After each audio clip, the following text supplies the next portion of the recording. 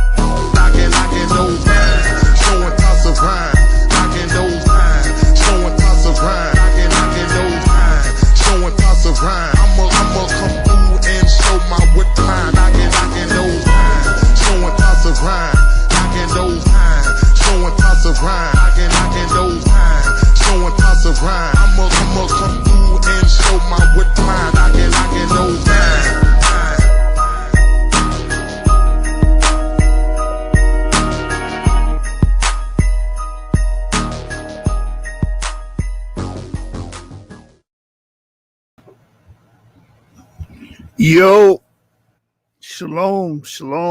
We back. Source Gang, 7 Gang over everything. You know how we rocking, man. Hit that like button, subscribe to the channel, share our video on the various social media platforms such as Twitter, Facebook, and what have you. Let's get the information out there, man. We're working our ass off over here. We're working overtime to make sure you guys can get top-notch education and educational material here, and bringing out history, bringing out science, DNA, genetics, anthropology, archaeogenetics, archaeology, We try to give y'all the works, man. No plain Janes over here. No plain Janes over here, man. I say shalom to everybody. Hope you guys enjoyed your Sabbath. We here to work, man. We here to put in that work because there's a lot of misconceptions out there, and the DNA is not being taught, and a lot of our people across the continent of Africa and various other places are pitted against each other. And I like us to all come back together as one family, as we should, because we all go back to that Clade EP2, U1B1A, U1B1B. I did a video on that, and how we're related. But today we're going to talk about Johnathan Schorsch.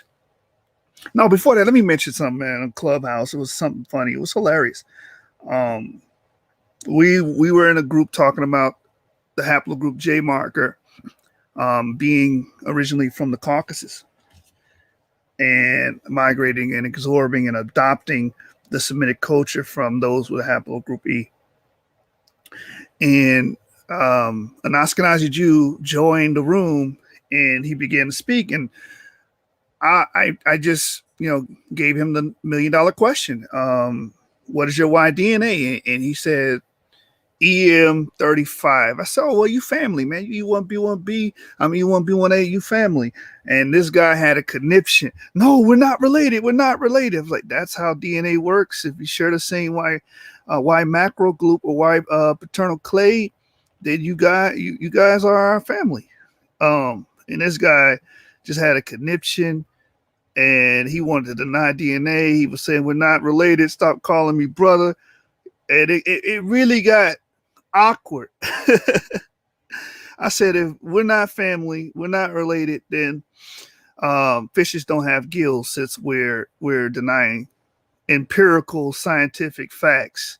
Humans don't need to breathe oxygen. Organisms don't need to breathe oxygen, since we could just deny empirical reality. So it was getting real conspiratorial, conspiracy like.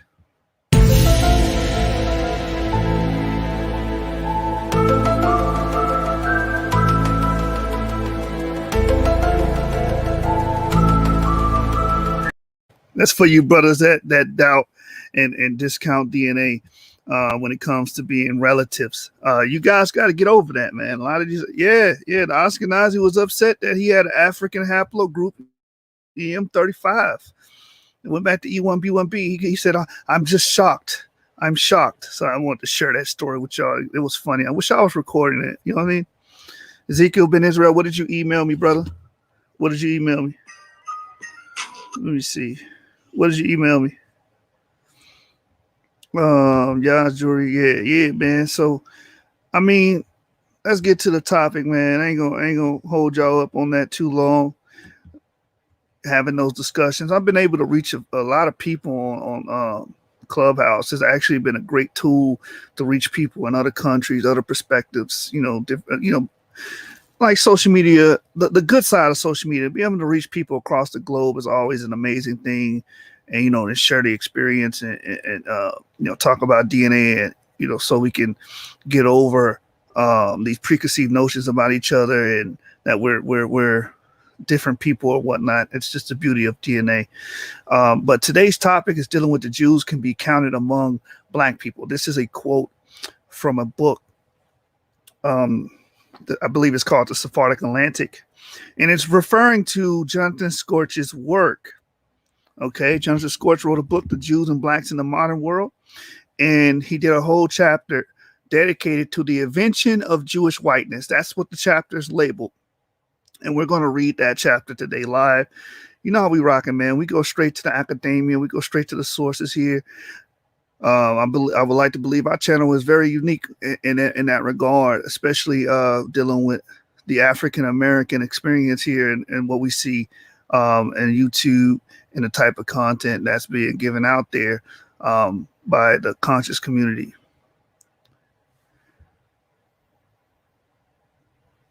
Oh, okay, yeah, I have to check it. He said he sent me a video with a letter from the Ashkenazi rabbi writing to West Africa saying they saw the banners of the 10 tribes in Africa. Yeah, I have to check that out, brother. All right, so what we're going to do is first we're going to read a quote from the Sephardic Atlantic. And then we're going to dig into the actual chapter to explicate what's being said here. All right, so let's go ahead and share that. Let's go ahead and share that. Let's get straight to the source. All right, here we go. Sephardic Atlantic. As you can see, page 167 to 169. It says, as Johnathan Schorsch, so you can see that that's her point of reference. He helped write this book as well. Has conventionally argued early modern Jews were not automatically white. That's a direct quotation from the book. It says, but they were easily counted among black people. So this is what it says. They were easily counted among black people. Or it gives you the option. They were at least considered to be of a special white but Jewish status. 56. So we want this right here. We want this quote here. And why the sister put, but they were easily counted among black people. She's basing it off of what Johnathan Schorsch put in his book. What Johnathan Schorsch did was collect a bunch of historical writings and descriptions of black people, of black Jews from that era that were living in Amsterdam, that were living in Britain, that were making commentary about Jews in New York. And he put it in this chapter called The Invention of Jewish Whiteness to show and prove that these people were seen to be somatically means their body was black, or we consider black, dark brown, or what have you. All right, so if you click on Google Play and you own the book, you can actually click the source and they give you the reference. It says Johnathan Schorsch, Jews and Blacks, page 179. And it says, for a detailed discussion together with Jewish patterns of replies, see, Ebid means the same book, right? That just means the same source. Pages 166 to 216. Now that includes chapter 8, which is part 2, but we're just going to be dealing with chapter 7, which is part 1 of the discussion. I'm going to read it in its entirety and get the context on why they're saying this right here. But they were easily counted among black people. And again, Johnathan Schorsch has convincingly argued early modern Jews were not automatically white. That's what the statement says. For anybody that's doubtful. And this is the cover of the book here, The Sephardic Atlantic Colonial Histories and Post-Colonial Perspectives, edited by Sina and Johnathan Schorsch. So from there, let's go straight to the book. I have the book here. Before we do this, how could I forget? Before we dive into the book, that's CYA. Copyright material. So, but we're protected under the Fair Use Act. The Fair Use Act says that we can show this material here. Section 107 of the Copyright Act provides the statutory framework for determining whether something is a fair use and identifies certain types of uses, such as criticism, comment, news reporting, teaching, scholarship, and research. So we're going to be doing this for scholarship purposes, teaching purposes, research purposes, and I will be giving my commentary and critiques here and there. So we are well within our right to share this information here on the source tonight. All right, let's get it. Let me blow this up so you guys can see the words.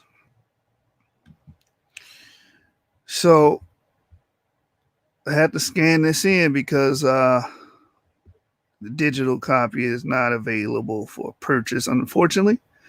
I own the physical copy.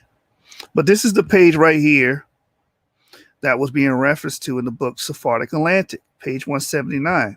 Now, I'm going to backtrack and read the entire chapter for you guys, but this is what she was referring to.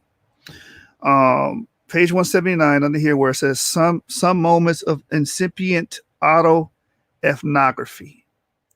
Despite the discursive silence, the increasing reluctance and discomfort surrounding the admission of slaves into Judaism correlated directly with the blackening of the slave population and the rising importance for Jews of seeing themselves and having themselves seen as white.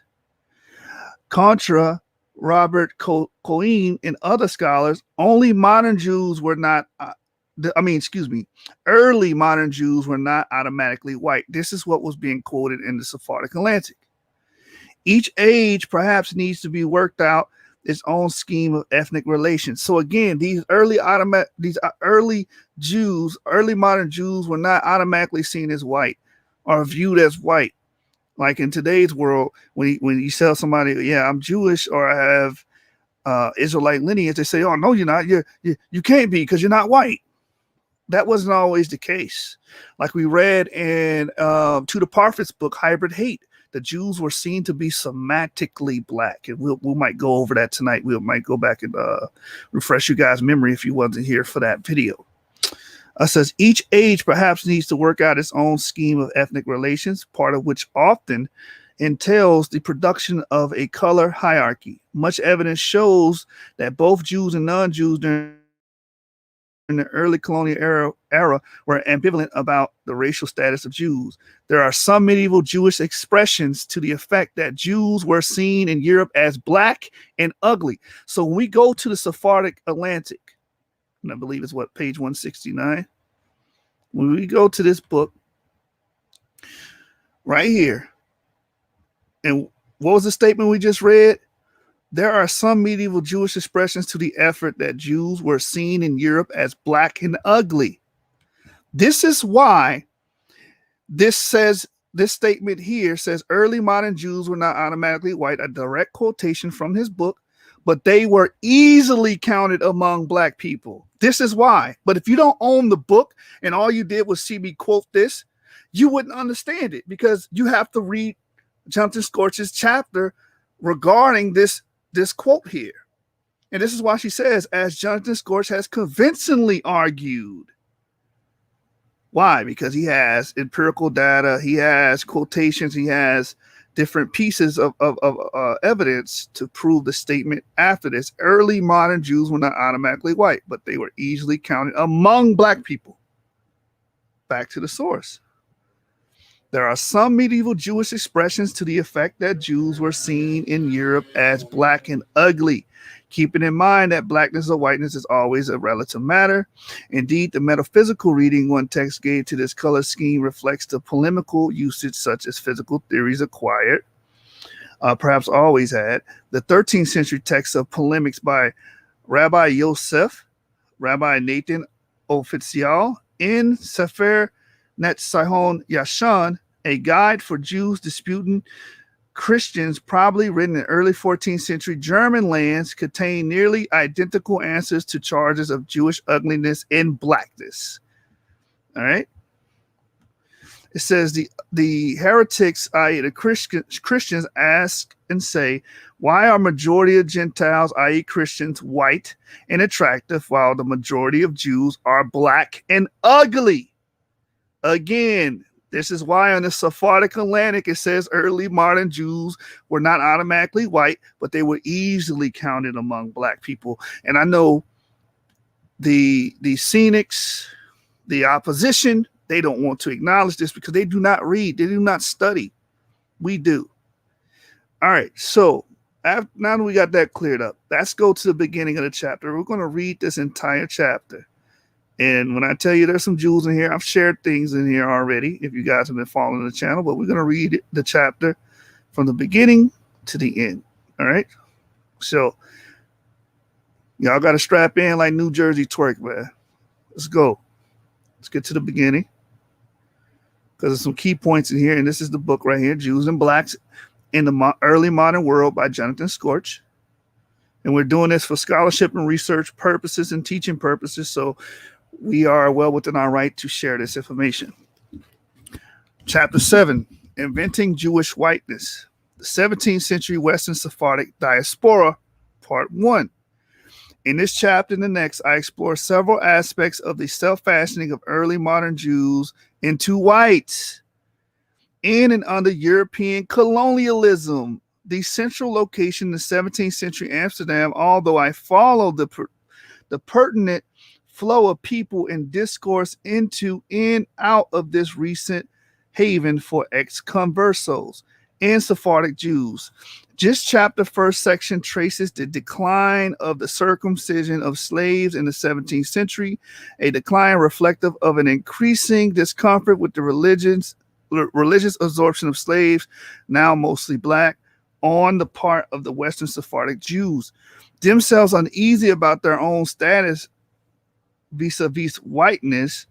This twin discomfort serves as the themes of the next section, which treats Jewish and non-Jewish views of Jewish somatic darkness. Again, what does the word somatic mean? Because people say, no, this is metaphorical. When they say Jews are black, it's metaphor. It means dirty. It's metaphorical. No, it means somatic. So let me before we go on, Google that. Somatic. Let me make sure that we live still. All right, you guys can see that. Somatic, right? Let's get this definition. All right. The definition of the word somatic is relating to the body, especially as distinct from the mind. So whenever you see something say someone's black somatically, that means their body is physically black. There is no metaphoric understanding to that. They are somatically black. They are physically black, literally black. So if anybody's trying to run and say, well, when the Jews are called black, it's a metaphor. Stop it. Let me read it again. It says, again, this is why reading is fundamental, man. It says that these twin discomforts serves as the themes of the next section, which treats Jewish and non-Jewish views of Jewish somatic darkness. The first section of the next chapters cover the communal legislation constructing and reflecting the Jewish response, as it were, while the second segment investigates one specific instantiation of Jewish whiteness as a result of a late 17th century visit of some Amsterdam Sephardim to their newly rediscovered cousins in Cochin, India. First, however, a few words to help set the stage. The idea of nation at the end of the Middle Ages constituted an essentially ethno-linguistic one. As previously mentioned, from the era of contact with sub-Saharan Africans, Europeans appeared familiar with the different nations or countries from which they originated. Although no contemporary source delineated the relationship between the categorical level of these nations and the categorical level of blacks, Negroes, one sees by the 17th century their simultaneous use.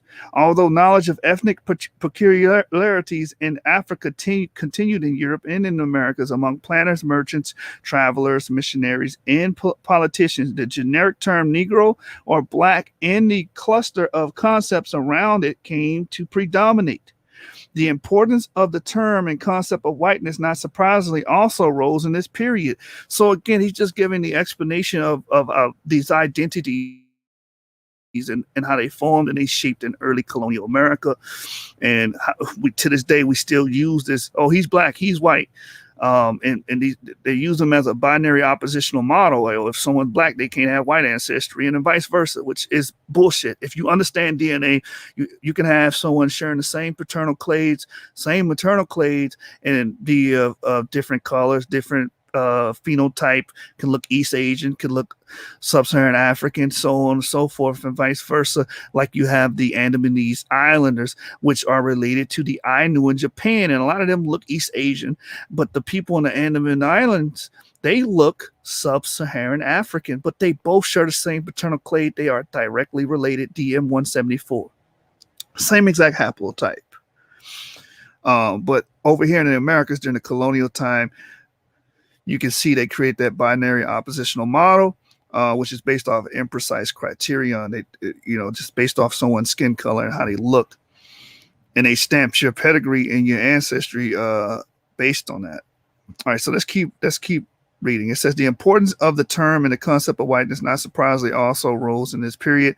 The specific usefulness of whiteness for the Jews inherited in the fact that Jews could include themselves in the dominant culture as whites in a way they could not as non-Christians. One late 20th century Jew growing up in Mississippi aptly expressed this quandary in his recollections.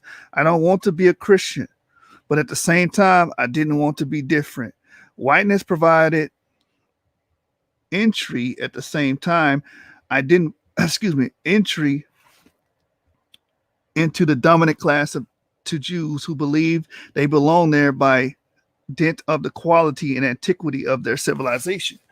Such was their hope in any case. Throughout this discussion, I purposely avoid the use of the term race. Scholarship focus on this term and concept has tended to become distracted by the goal of producing a retrojected linear history. Ivan Hannaford accounts constitutes only the most recent example of such an approach. Scholarship covering this textual or intellectual history has tended to date the origin of racism to the development in the 18th century European thought, while scholarship focused on social history prefers a somewhat earlier unfolding in the European colonies. Hannaford's history of the ideas of race in this respect offers little news. According to Hannaford, the detached and scholarly European use of the terms race, species, and ethnic groups begins to increase in the late 17th century. Francois Bernier, 1625 and 1688, Hobbes, 1588 to 1679, and John Locke, 1632 to 1704. But the real implementation of ordering humankind in terms of anatomy, climate, and pigmentation in a new and more rational science came with Jonathan Friedrich Blumenbach. And that's why I keep telling you guys that are trying to pigeonhole people on skin color and modern races like the black races, the African race, Europeans, the white race, Asian race, the yellow race, Melanesian is the brown, and the Native Indians are the red. That is an old, antiquated system and schema that's not based off biology or pedigree or genealogy at all. It's based off Johann Friedrich Blumenbach's classification of the human populations. It says in late 18th century reinvention of the notion of the national character in physical anthropology. Margaret T. Hodgson thought that the break with a continuous great chain of being and one indivisible humankind came in the last quarter of the 17th century and the first third of the 18th century with Sir William Petty's abortive essay entitled The Cow of Creatures, 1676-1677. Sir William Tyson's Orange Otang, Sive Homo Civilistris, or The Anatomy of the Pygmy, 1708, and Carl Linnaeus' System of Nature, 1735. Michael Banton found that the word race entered English in the 16th century where it at first referred to lineage. And that's how I use the word race. If we're going to use it at all, I would use it in its initial person usage, which was to determine lineage, which would mean it would supersede and pretty much encompass black, white, different phenotypes, because again, you can have the same lineage and people in your lineage not look exactly the same. Let's keep reading. It says, but despite the appearance of John Ray, 1627-1705, Banton's account of race as classification by type does not really begin until Linnaeus, 1707-1778, and Kant, 1724-1804, and the philosophers of their generation. David D.O. Goldberg wrote that the racialized discourse began to be articulated in the 16th century, but began his narrative with Hume, 1711 to 1776, Kant and Mill, 1806 to 1873. Historians with a more social bent usually propose a somewhat earlier origin, as I discussed earlier, and will treat more extensively in the next chapter, as segregational sistema de castas began to be implemented in various Spanish colonies by the mid-17th century, and with time solidified in virulence and scope. Social structuration based increasingly solely on skin color spread quickly to the Dutch, English, French, and other colonies. Alden T. Vaughan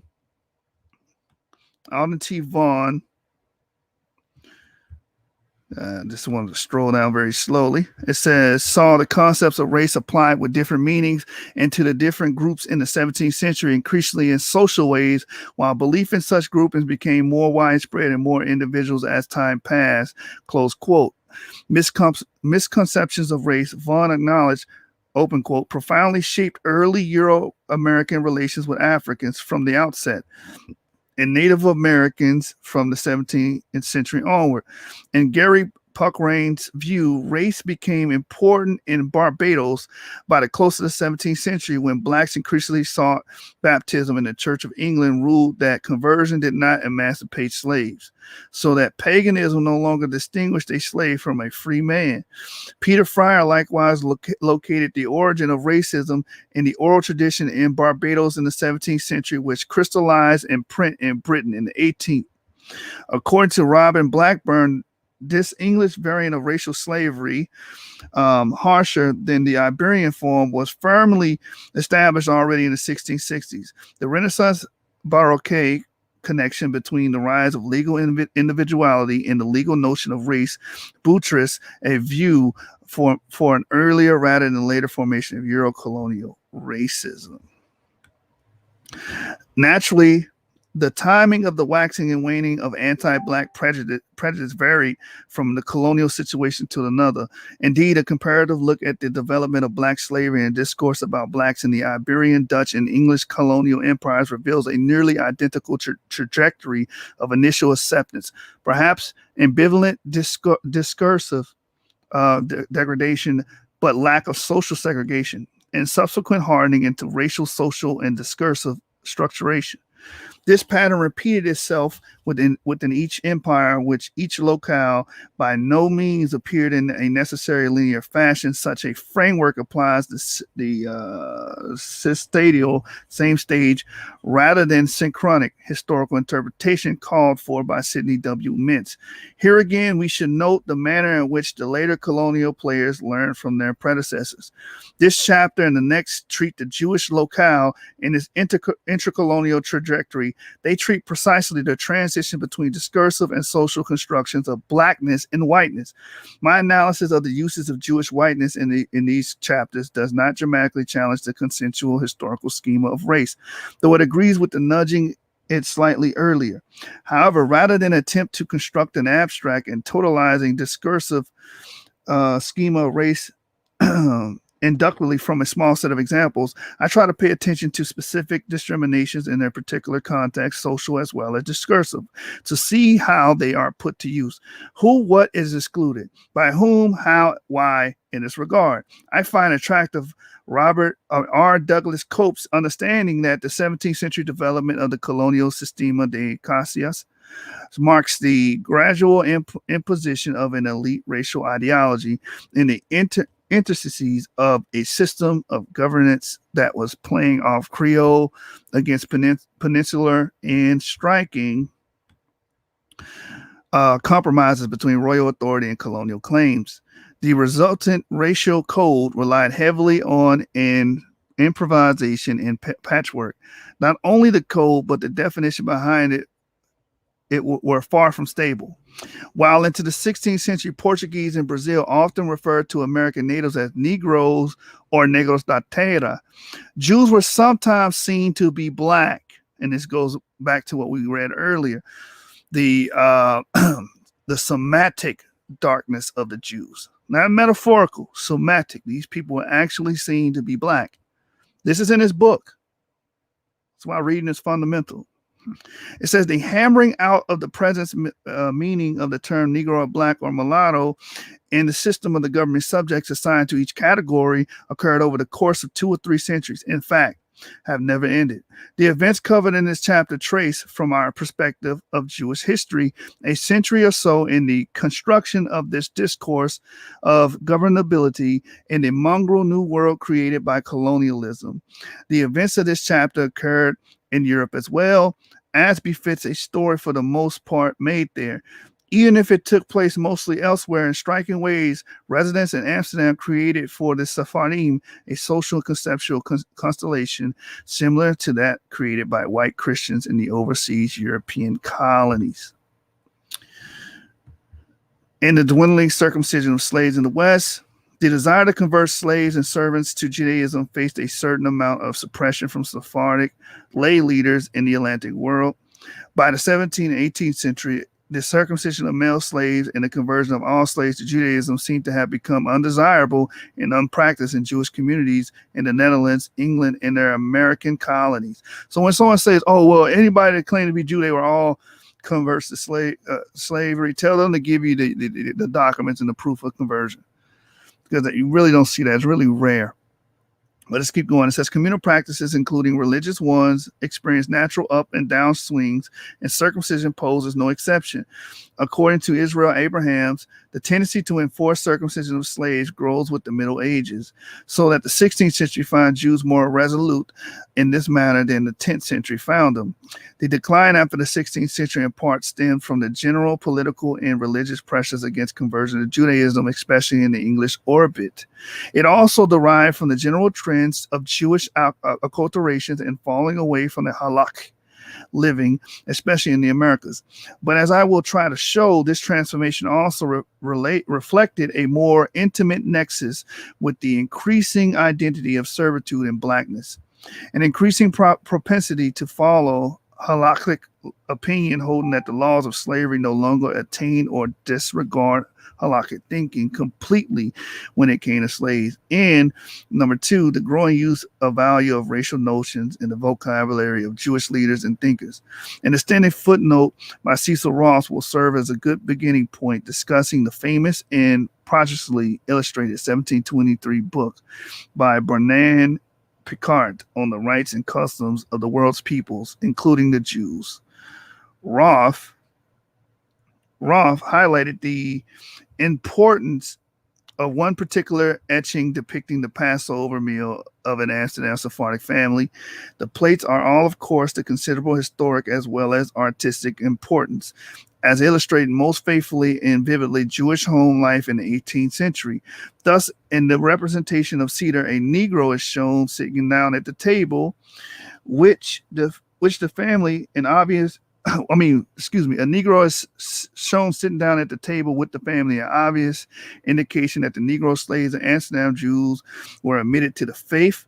The order of the service for the circumcision of slaves is, as a matter of fact, printed in some contemporary prayer books, and there is a certain amount of tumulary evidence pointing to the same direction. Considering the very close intercourse between communities of Amsterdam and London, it is more than likely that the same practice attained here as well. Beyond the vagueness of the phrase admitted to the faith, Roth's surmise is both right and wrong. The 17th century actually constituted a limited period during which these practices began to be ignored. It seems that at first, many of the black slaves belonging to Jews in Amsterdam indeed underwent the rituals necessary to work in Jewish homes. This can be inferred from the cemetery records treated in chapter 3 and mentioned here by Roth, as well as other sources.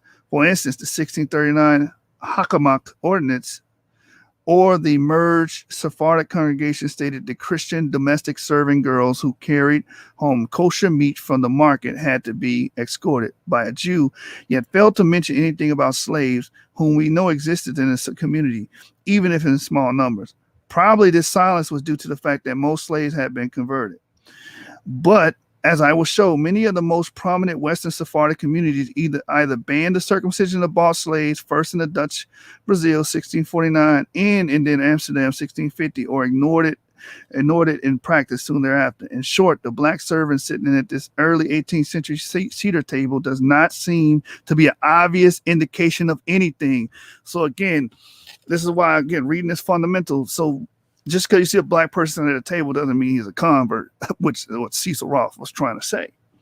There's no real evidence, direct evidence to that. That's all inferred.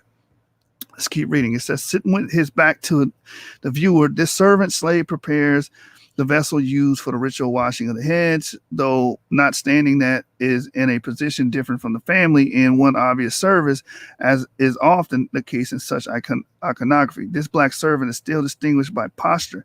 He is the only figure whose face is not visible to the viewer, and he engages in an act of service. Is he washing his own hands or merely aiding the family in washing of theirs? Even the sitting down with the family may tell us more about the Dutch practice than Jewish ones, since we know that among the former, both children and servants usually dine at the same table with their parents and masters. A Sephardic Jew in England who tried circa 1701 to distance himself from his converted daughter argued that she had been a servant and never sat with him at the table. Whether this later case reflected Sephardic or English custom, or that the particular family remains unclear. Without wanting to belabor the point, much ambiguity remains about whether this illustration proves that the Negro slaves and Amsterdam Jews were admitted to the faith. While some prayer books may have contained the order of the ritual service of circumcising slaves, as Roth notes, many did not. Many of the 17th and 18th century books of blessings made no mention of blessing to be said to purchasing a slave. Further, most legal compendia originating in Amsterdam, often written specifically for conversos returning to Judaism, failed to mention the circumcision of slaves. See later in this section. Additional evidence from Amsterdam, London, and the Dutch and English colonies regarding means of ritual absorption into Jewish community also fails to indicate the consistent circumcision of male slaves or the proper ritual immersions or either female or male slaves, much less their conversion. I am not arguing that some Jews in these places did not continue to circumcise and or immerse their slaves. Chapter 3 showed that few blacks and mulatto slaves had been converted in the 17th and 18th century Amsterdam, and from the language of certain communal ordinances treated in Chapter 8, that some had been circumcised. But that more Jews began not doing so, unlike in Eastern Mediterranean regions, and that communal leaders themselves discouraged the conversion of non-white slaves. The very instability of the pertinent 17th century discourse and behavior reflects that transformation. If the circumcision of slaves predominated as a halakhic and social norm, why then did it increasingly fail to appear in the 17th century halakhic sources from Amsterdam, as well as the 18th century sources from there and elsewhere? Transitional answers were appearing from across the Mediterranean region already in the medieval era. The minority view from the Talmud and later poskim left the window open for the holding of unconverted, uncircumcised pagan slaves. Simha Asaf stated that R. Mordechai B. Hillel, died in 1310, Ashkenaz, was the rabbi who renewed the use of this minority view. However, the transition of permission to keep an uncircumcised slave indefinitely was falling into place by the 11th century, as cited by Rabbi Yaakov B. Asher, 1270 to 1340, Spain. Rabbi Yishak Al-Falsi, 1013 to 1103, present-day Algeria, Fez, held that a purchased adult slave does not fall under the laws pertaining to slaves until he converts, circumcises, and immerses for the sake of enslavement on his own will. Rambam, when discussing the necessity of circumcising a slave, added an unprecedented statement. And if the Jew about to purchase the slave agreed from the start, while the slave was still with his non-Jewish master, not to circumcise him, it is permitted to maintain his uncircumcised. The slave must only take on the 7 Noahide commandments, and he will be like a resident alien. But we don't receive resident aliens except in times when the Jubilee years is in effect. Elsewhere, Rambam wrote that a slave brought from a non-Jew who refused from the outset to be circumcised could be retained in his non-Jewish status without time constraint. Rabbi Abraham B. David, known as Rabbad, circa 1125 to 1198, a significant opponent of Rambam on many issues, disputed Rambam's first formulation that resident aliens were no longer accepted. I cite from a paraphrase: a Jew may maintain a slave who stipulated that he will not circumcise or immerse as long as he wants in all eras, and the reason is that which they said, that the concept of resident alien is not operative at this time, was not with the intention of stating that the concept of receiving resident alien is completely inoperative, but rather that it is unclear that the concept of the resident alien or the slave under discussion is not obliged by those laws stated in the Gemara. Rabad could not accept that an entire class of converts stood inabsorbable. It must be, he reasoned, that such conversions or movements towards conversion remain licit. Only that the various Talmudic laws need no longer to be followed. He combined some of the just quoted opinions to construct a situation in which a non-Jewish slave could refuse to be circumcised or immersed, but does take on the Noahide commandments and can remain in a Jewish household indefinitely. Applied to the laws of slaves, Rabbi's understanding made them akin to the laws of agriculture, which only took effect if one lived in the land of Israel. Jews continued to farm outside of the land of Israel spatially and temporarily. They just did not need to follow the pertinent rabbinic laws. Finally, Rabbi Mordechai Hillel held in his commentary to the Talmudic tractate of Yevamot that should the government under which a community of Jews lived not allow the circumcision of slaves, this constituted the equivalent of a slave's refusal to be circumcised or immersed. And even though it's not usually stipulated at the hour of purchase, if there is simply no circumcising the slave because of the government, one does not have the greater stipulation than this. And one is permitted to retain uncircumcised slaves forever. From the immensely complex and contradictory tradition that had accumulated down to this time, Rabbi David ibn Zimra, or Ratbaz, 1479 to 1573, Egypt, concluded that there are three kinds of slaves besides a Hebrew slave, and they are these. One who is circumcised and immersed for the sake of enslavement. He is responsible for all of the mitzvah as the women. Second, one who did not circumcise or immerse, but took upon himself the 7 mitzvah of the sons of Noah, for he is like a resident alien. C, one who did not circumcise or immerse and worships as an idolater within the land of Israel. It is forbidden to retain him even one day, but outside of Israel, it is permitted to retain him. Jews in the diaspora could then possess the third kind of slave indefinitely, at least according to the increasingly wide view of this minority opinion. This view, as well, we see, as we will see, came to predominate. Despite its never being referred to explicitly in Western communities until the middle of the 18th century, the behavior of these communities toward their slaves make it likely that, at least de facto, they operated according to the view put forth here by Radbaz. So again, they wouldn't have been doing any mass conversion of slaves, is what he's pointing out here in this section, because they could still have slaves without converting them. Let me keep reading. It says another transitional answer to the questions of the decline of circumcised slaves can be found in the Italian R. Leon de Modena's Historia del Rite Brasi, first published in 1637, but composed some 20 years earlier. Here the author explains to his readers only part of the story. There were in ancient times a great many particulars to be observed relating to slaves which were in the possession of Jews, whether the slave himself were a Canaanite, as we read in Exodus 22nd chapter. Nowadays, if they buy any in the Levant or Barbary, they keep them and make use of them and sell them again according to the custom of the place where they live. And if the slaves be willing to turn Jews, they circumcise them and bathe them and so set them at liberty.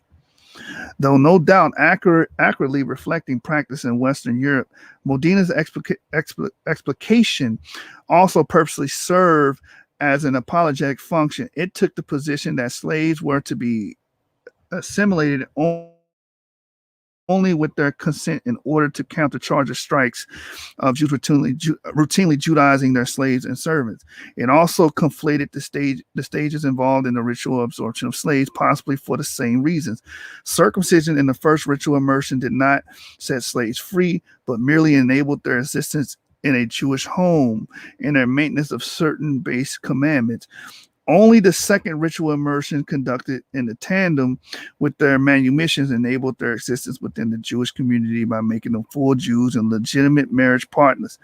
Modena obviously presented the most lenient opinions, such that of Rabbis, that slaves could remain non-Jewish and were only converted if they chose after their liberation. Finally, Modena here made Jewish slaveholding a thing unconnected with modern European Jews by limiting its adherence to Jewish communities of the past and far away. All right, excuse me, guys. Let me get this back up here. to get the context of this book. Okay, it says an even more distant transformation in the discourse around circumstances can be read in other texts, nearly all of which derive from Amsterdam, but which reflected in the general approach of Western Sephardim to this topic. The starkest such indication of change is the simple and brief 1689. Let me blow this up real quick. There we go. That's much better. It says the starkest such indication of change is a simple and brief 1689 translation of the Shulchan Aruch into Spanish by R. David Pardo. Pardo completely neglected to mention that male slaves were to be circumcised, unlike his source text, whose first edition section on the laws pertaining to slaves opened with the heading, "One who takes a slave to whom it is forbidden to maintain the slave uncircumcised." Although Pardo's translation went to the trouble of repeating the minor point that slaves can perform circumcision under the close supervision of their owner. 10 years earlier, Isaac Cardoso, in a chapter devoted to circumcision, likewise ignored the practice of circumcising slaves while mentioning that a slave may perform a circumcision. Other authors also ignored without explanation that seemingly critical and clear biblical commandments to circumcise male slaves, including many prominent rabbis. A 1683 Hebrew compendium of the commandments by Rabbi Shlomo de Oliveira died 1658. A 1692 digest of commandments in Spanish. The list of the commandments at the back of the 1695 Spanish translation of the 5 books of Moses, a 1713 compendium of the commandments, a similar Hebrew compendium from 1753, a 1763 verse rendition of the commandments according to Rambam, and a 1768 circumcision booklet. Nearly all the authors of the works lived in Western Europe or in Dutch or English colonial orbit. Again, I am not seeking to prove that circumcision of slaves disappeared. Manasseh ben Israel's compendium of Jewish laws for conversos returning to Judaism from 1647, rather early in the trajectory described in this chapter and the next, includes a chapter that on the halakha pertaining to owning slaves, which devotes nearly half of its length to requirements for immersion in circumcision. But that so many other rabbis could overlook it indicates that something other than general pressures against halakha were operative. After all, these Western Sephardic communities continue to be highly ritually observant in many ways throughout the 17th century. If not later, these silences cannot all be mere oversights. Only one of these rabbis mentioned in passing and inferentially that the laws pertaining to slavery held only until the destruction of the temple, and this was in the mid-18th century. Not one author referred to the liberalization of rabbis or others. It would seem that many leading Sephardic rabbis entered in unpublicized campaign to suppress the practice of circumcising slaves. This example, all from the second half of the 17th century or later, accompanied changes in the general cultural attitude amongst Sephardim, as manifested in Amsterdam Sephardic Muhammad's 1650 prohibitions of the circumcision of blacks and mulattoes. The Amsterdam ban, in turn, may very well have stemmed from the ordinance passed only the previous year by Muhammad in Recife, Brazil, declaring that slaves could only be circumcised after the liberation. We will return again to the forces motivating this silence on the circumcision of slaves. All right, let's move on to the next part. So basically what we just read was dealing with the paucity, meaning the lack of evidence that these people were actually practicing this in mass, like a bunch of slaves being circumcised and being immersed in Jewish culture. That was not the case. And this is why you have to actually read this damn book and not just make commentary about the book. Let's continue to read. Slave conversion and circumcision according to contemporary legal and demographic records. Legalization in Western Sephardic communities accompanied a discursive move away from the ritual absorption of slaves. The awareness about accepting converts from among slaves to some degree correlated with pressures against the conversion of Christian to Judaism and with rising Portuguese chauvinism. The Amsterdam Civic Statutes regarding Jews drawn up in 1616 stuck to the bare minimum of medieval legislation concerning Jews, including the usual warning not to attempt to seduce any Christian person away from our Christian religion or to circumcise one. In 1627, Amsterdam Sephardic community members were asked not to immerse blacks or mulattoes or others without the permission of the Parnassian. With the unification of the three Amsterdam congregations in 1639, various new ordinances were published forbidding proselytizing and the circumcision of non-Jews without the community's permission, and then only among those of Sephardic descent. These regulations thought to avoid endangering the freedom we enjoy. Also, I want to make note, it says only among those of Sephardic descent. So only people that can convert to the religion, because that's what you're dealing with, converting to the religion of Judaism, is those that were actually sons or daughters of Sephardic men. See how that works? They had to literally descend from Sephardim to convert into the religion during this time, right? These regulations sought to avoid endangering the freedom we enjoy, as the leadership of the Sephardic community put it, and make violations punishable by excommunication. Finally, in 1650, the Parnassian banned outright the circumcision of or immersion of blacks and mulattoes who didn't fit a narrow and halakhically incorrect definition of a yelit bayit, a slave born in the house of the master. It was not until 1750 that a rabbi in Amsterdam or anywhere in Western Europe or its colonies stated outright that Jewish laws pertaining to non-Jewish slaves were no longer valid. See Chapter 9.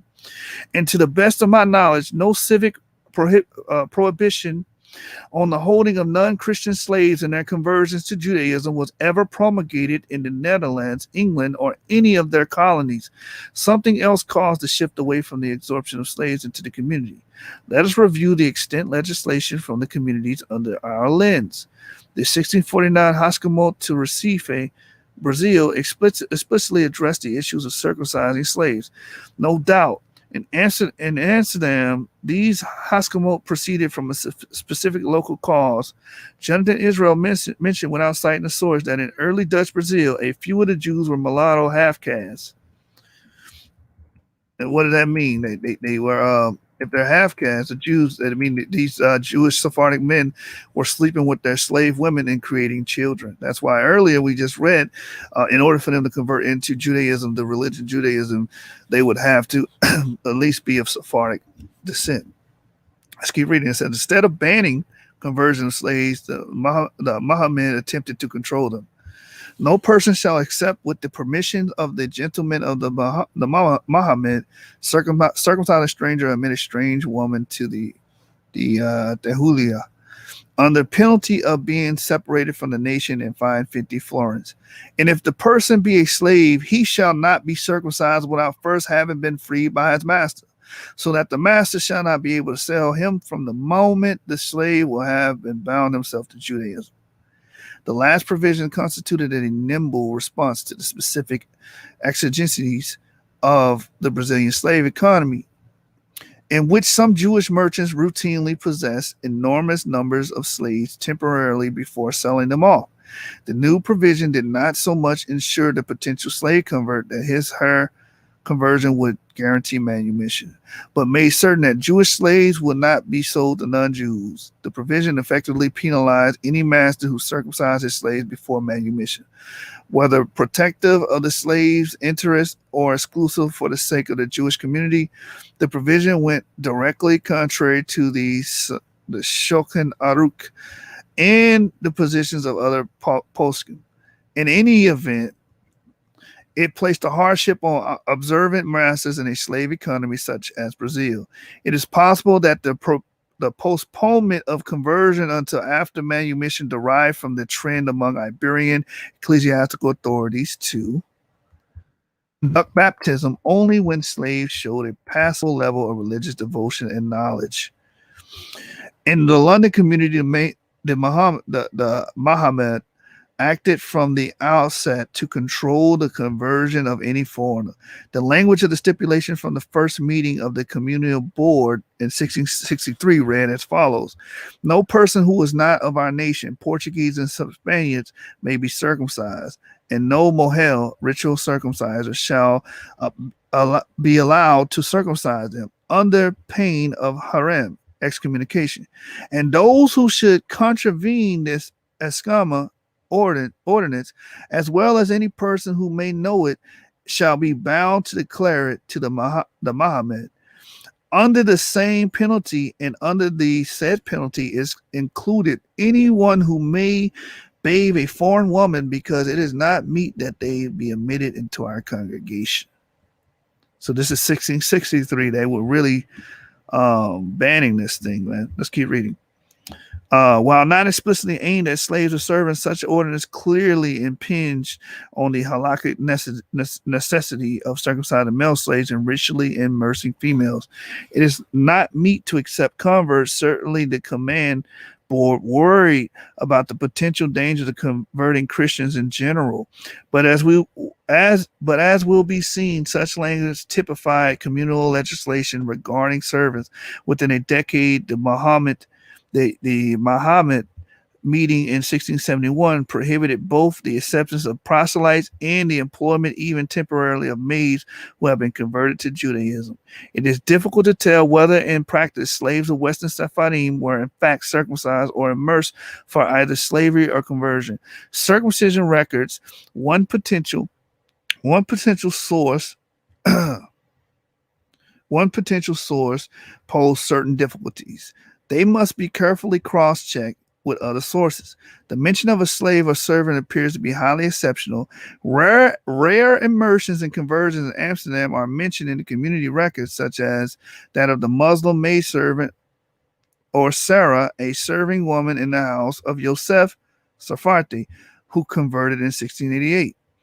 It is not even clear whether other aberrations, such as illegitimate children, were routinely included, though they sometimes seem to be. Their inclusion or exclusion probably depended on the moral and stylistic character of the recording mohel. For instance, the circumcision book of Amsterdam, Mohel Moshe Abrabanal, spanning the years 1693 to 1725, mentioned for the year 1704 Joseph, the natural son of Samuel Abrabranca, 19, Nisan 23, April. This marked the sole such entry for a period of over 30 years. Such unusual annotations were deemed necessary to explain socially disparaged births, that is, out of wedlock and or by servant women. Considerably more difficult is proving births of circumcision left out of the records or hidden in neutral terminology. None of the early circumcision registers for Amsterdam mentioned the circumcision of slaves, servants, blacks, or mulattoes. As stated in chapter 3, the number of servants of slaves buried in the Jewish cemetery of Amsterdam, not more than 15 for the years 1614 and 30 and 1680 and 1716, almost exclusively women, indicates that most such domestic staff remain unconverted and would not have received burial within the Jewish cemetery. In this light, the zeal noted in the Amsterdam merchant Diogo Dias Querido for attempting to convert even his slaves to the Jewish faith becomes clear. Such cases constituted a small minority. So again, these were rare events that's going on. So people blabbing their mouth about Jewish conversion, and all these people were converts. That was a very rare thing, and we just read it. So anybody watching this should know if you're taking notes and you're being tentative. Let's keep reading.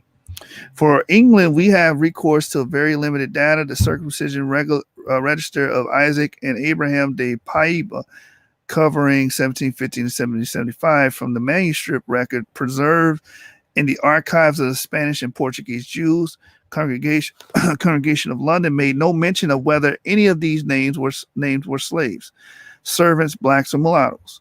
The list of circumcision from 1679 to 1699, compiled from the Congregational Treasurer's accounts books, recorded but a single entry for a servant of Dr. Joseph Pereira, circumcised during the winter of 1696-97. thus provides us one documented case of a servant circumcision over a 20-year time span, a remarkably low figure, keeping in mind that there were 22 male servants of Jews listed on the city's 1695 census alone. It remains unclear, however, whether no servants, slaves, or blacks were circumcised, or whether the register's composers had such identities and neutral terminology. For instance, a person bearing the name Ger equal convert or so, and so on, son of Abraham or daughter of Sarah, might represent a converted slave, but without concrete evidence, this would be pure speculation. Again, that's why you gotta read. This is why I read. a lot of the community, a lot of the African conscious community in America is going off pure speculation when they blab their mouth and run their mouth about Jewish conversion. Let me keep going. This picture in the Dutch English colonies remains murky, but it seems highly unlikely, especially after the 17th century, that Sephardim and the colonies routinely circumcised or converted their slaves. As can be seen from the previous chapters, even Jews in traditional and observant communities in the Mediterranean region often fail to observe halakha pertaining to circumcision or immersion of slaves. What differed in the movement westward is that the communal leaders and rabbis stopped insisting in the necessity of these same halakha. If not actively discouraging their practice, if circumcision of slaves occurred at all, it was only in rare cases of the slaves' conversion to Judaism, not a purchase as traditionally required by most halakhis, except in certain extenuating circumstances as described. The halakha in practice among Sephardim in Western Europe and colonists seem to have made this merely a circumcision performed upon voluntary conversion. This trajectory stood both in accord and in contrast to the converso belief described by Miriam Badiam about the religio-ethnic defining power of circumcision when it came to the masters themselves. Thus, Amsterdam R. Saul Levi Motorea compares circumcision to a possession of a certificate of the nobility. In the case of ex-conversos, in the Amsterdam, rabbis frequently cooperated in making circumcision a precondition for the full acceptance in Portuguese communities. It is possible that very sacramental and salvational status accorded to circumcision in some converso circles precluded it being shared with others deemed unworthy, such as black and mulatto slaves. To understand the transformation of practice among the halakha, then we turn to issues never brought up in the literature treating the questions of whether or not circumcising one's slaves, the increasing correlation of servitude and skin color. Indeed, a certain irony attends the trend of the suppression of circumcision with westward movement. While in Europe, external pressures operated against the conversion of circumcision of Christians who might be servants in Jewish households across the Atlantic. Far less concern existed both the conversion of circumcision of black slaves to Judaism, since the Christianization of these slaves itself remained an ambivalent goal. Instead, the pressure stemmed from internal transformation in the Sephardic self-identity. All right, I know that was a lot, but we getting there. We getting there, man. Hit that like button. Hit that like button. Subscribe to the channel. Show us some love. So we learned that conversion of slaves, the evidence for it is there's very there's a paucity of evidence for it. It was very rare during this time, and it wasn't like they were just handing out conversion to Judaism to every servant and slave that they have. This is the misconception of the unlearned black conscious community. And we can clearly see those that actually study this history, Jewish Sephardim history, that these people were not doing mass conversions of slaves. That's just no evidence of that. All right, let's keep going. Let's get to the meat and potatoes of this. The title of this video is Jews Can Be Counted Among Black People. And this is the portion of the book that explains this in the chapter, The Invention of Jewish Whiteness, in Johnathan Schorsch's book. So just to remind everybody, the Sephardic Atlantic, page number 167 by Irina and Johnathan Schorsch says, as Johnathan Schorsch has conventionally argued, early modern Jews were not automatically white, but they were easily counted among black people. That's the point that is being expounded upon in this chapter, because if we click the connotation, it says Schorsch, Jews and Blacks. This is the book we're reading, page 179. For a detailed discussion together with the Jewish patterns of replies, see Ibid, meaning the same source, 166 to 116. So we're reading this to get an understanding of why it says Jews were easily counted among black people. And we already know, we read earlier in his book, that these Jews were somatically dark, meaning their bodies were physically dark. So anybody's trying to make the excuse of a metaphysical or metaphorical blackness, that's not the case. Let's get it. So, some moments of incipient autoethnography. Despite the discursive silence, the increasing reluctance and discomfort surrounding the admission of slaves into Judaism correlated directly with the blackening of the slave population and the rising importance for Jews of seeing themselves and having themselves seen as white. Contra Robert Cohen and other scholars, early modern Jews were not automatically white. Each age perhaps need to work out its own scheme of ethnic relations, part of which often entails the production of a color hierarchy. Much evidence shows that both Jews and non-Jews during the early colonial era were ambivalent about the racial status of Jews. There are some medieval Jewish expressions to the effects that Jews were seen in Europe as black and ugly. Keeping in mind that blackness or whiteness is always relative matter. Indeed, the metaphysical reading one text gave to this color scheme reflects the polemical usages such as physical theories acquired, perhaps always had. The 13th century text of the polemics by Rabbi Yosef, by Nathan Official, and the Sefer Nitzion Yashan, a guide for Jews disputing Christians, probably written in the early 14th century German lands, contained nearly identical answers to changes of Jewish ugliness and blackness. Answers to charges of Jewish ugliness and blackness.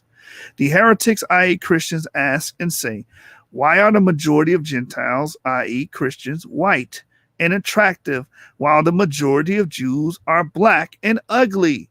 Reply to them that it's comparable to fruit. When it begins to blossom, it is white. After it is finished, then it turns black, as with the sloes and plums. And every fruit that is red to begin with, when it is done, it is white, as with apples and pears or apricots. And this is the testimony for Israel, that they are pure of menstrual blood, and there is here, keep reading, gets better. Watch this.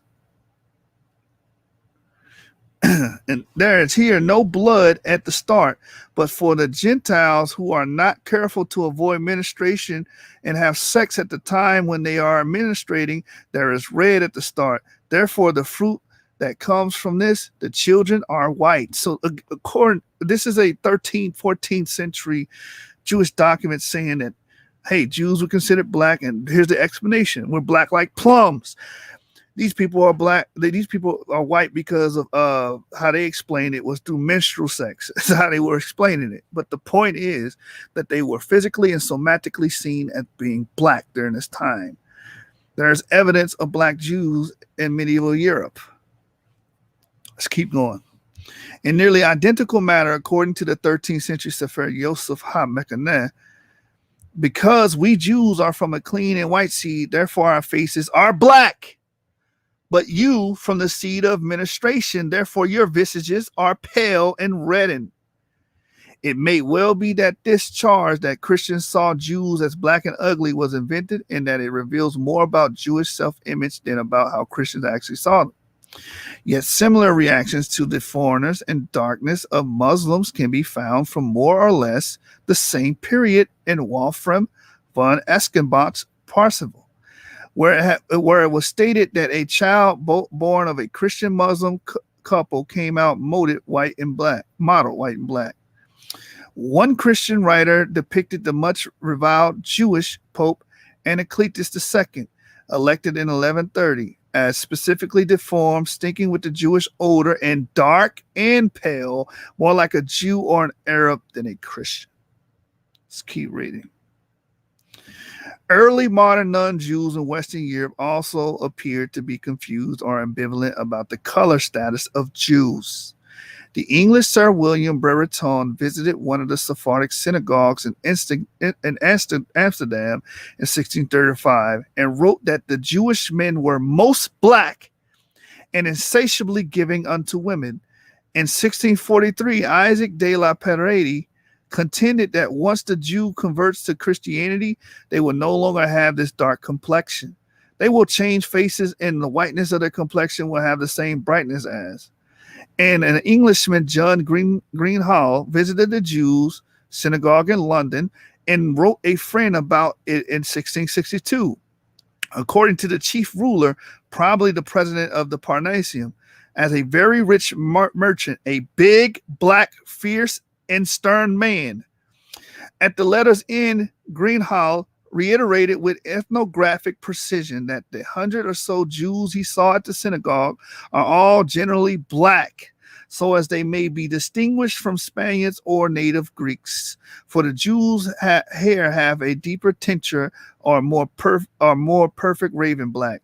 In 1690, Reverend Robert Kirk of Aberfoyle visited the same Church Alley synagogue, ending his depiction of the tire worship excuse me, of the worship with almost identical ethnographic punctuation.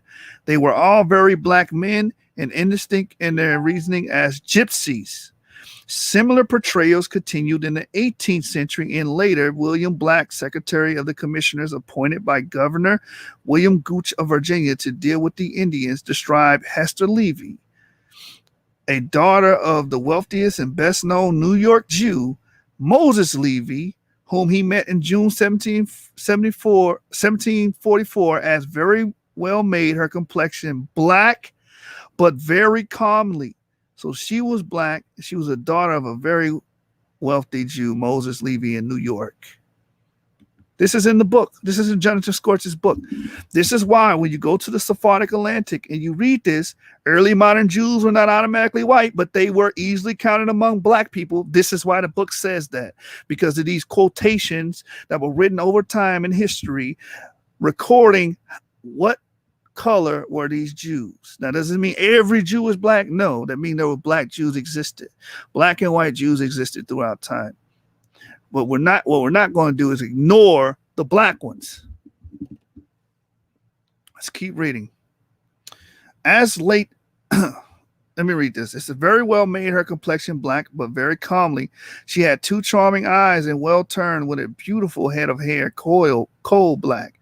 As late as 1753, during the debate in England over the year's Jewish Naturalization Act, one polemicist suggested that anyone who wanted to look Jewish should rub herself with walnut husk to fix such an indelible hue and make you complete olive beauties with a lively complexion like that of a new Negro from the coast of Guinea. So if you want to look like a Jew, you have to make your hue become like a new Negro from the coast of Guinea. These are quotations that he's quoting. And again, this is why the Sephardic Atlantic says, as Johnathan Schorsch has convincingly argued, early modern Jews were not automatically white, but they were easily counted among black people. This is why it says that. Let's keep reading. Lady Maria Nugent, visiting an 1803 theater performance in Jamaica's Spanish town, explicitly separated Jews and whites in her depiction of the audience members, who were all colors and descriptions: blacks, browns, Jews, and whites. Already in 1691, Francois Maximilian Mission, one of the influences of Buffon's Natural History, wrote against such views of the Jewish blackness, while bolstering in the process the impression that the idea was not uncommon. 'Tis also a vulgar error that the Jews are all black. The Jews are all black.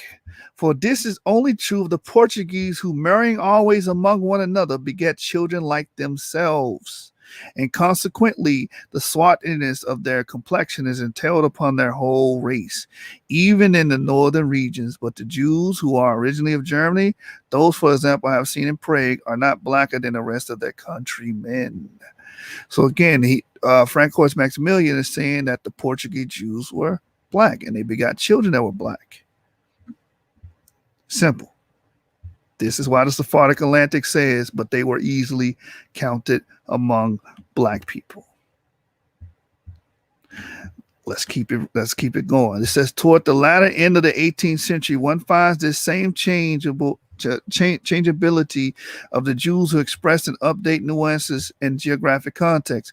The Reverend Samuel Stanhope Smith wrote that the Jews are fair in Britain and Germany, brown in France and in Turkey, swarthy in Portugal and Spain, olive in Syria and Chaldea, tawny or copper-colored in Arabia and Egypt. Perhaps the best indication that the valences involved in such distinctions also conveyed metaphysical import is the title of the mid-17th century English translation of a conversionary tract aimed at Jews by the formerly Jewish Samuel of Morocco, the blessed Jew of Morocco, or a blackamoor made white being a demonstration of the true messiahs out of the law and prophets by Rabbi Samuel. York Thomas Broad, 1649. Christians thought, especially among Iberian, often equated Jews and blacks in a moral manner. The 15th century Portuguese poet Alvaro de Brito Pestana explicated the term Marrano in the following lines, pugning on the general negative meaning of Negro. It says, San Marranos, let me read it in English. Those who fake our faith are the Marranos, very faithless, baptized, who to the old law are bound by the black Abravanels, indoctrinated. And we know the Abravanels is a Sephardic Jewish family, and they call them black. Again, recapitulating, this is why the Sephardic Atlantic says they could be counted amongst black people. Jews and blackness or blacks became linked in the Iberian discourse for their supposedly heritable and indelible characteristics.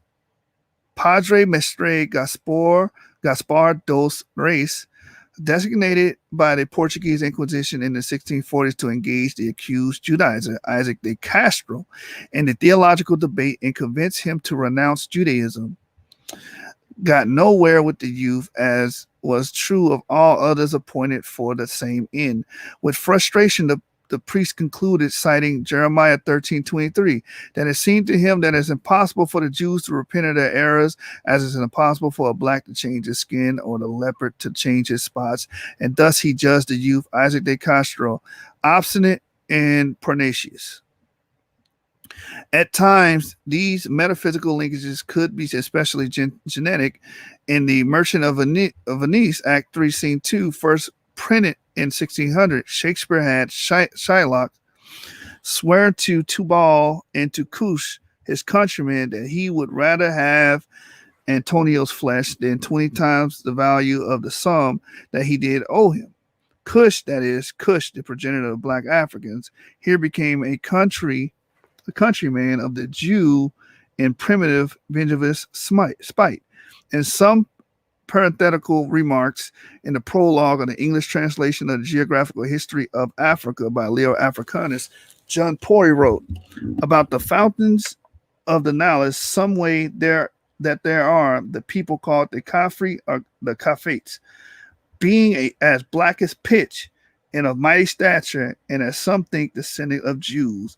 And now they are idolaters and most deadly enemies to the Christians, for they make continual assaults upon the Abyssinians, despoiling them both of life and goods. But all the day they lie lurking in mountains, woods, and deep valleys. This confused report of the interreligious wars and power struggles of Ethiopia presented the unambiguous image of the Jew. The black Caffres descended from the Jews who were themselves black, or else the Caffres descent into idolatry and bestial living entailed a will their turning black, either reading highly plausible. But the current outer hatred for those formerly Jewish blacks for Christianity and civilized society reflected in this view only a logical development of now repressed inner hatred Jews bore towards Christendom. The male Jews' ancestral and spiritual allegiance was usually painted in dark and threatening tones, as in Ludovicio's Ariosto's comedy 2, Negromanti, the Necromancer, first presented in 1529 in Ferrara. The title character is conniving fraud, jack of all unrespectable trades.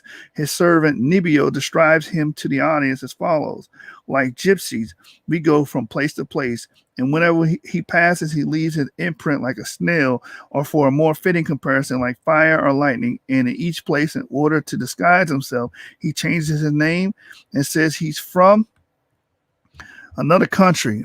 The first version of the play, his dress in his country. Now he calls himself Peter. Now John. Now he pretends to come from Greece.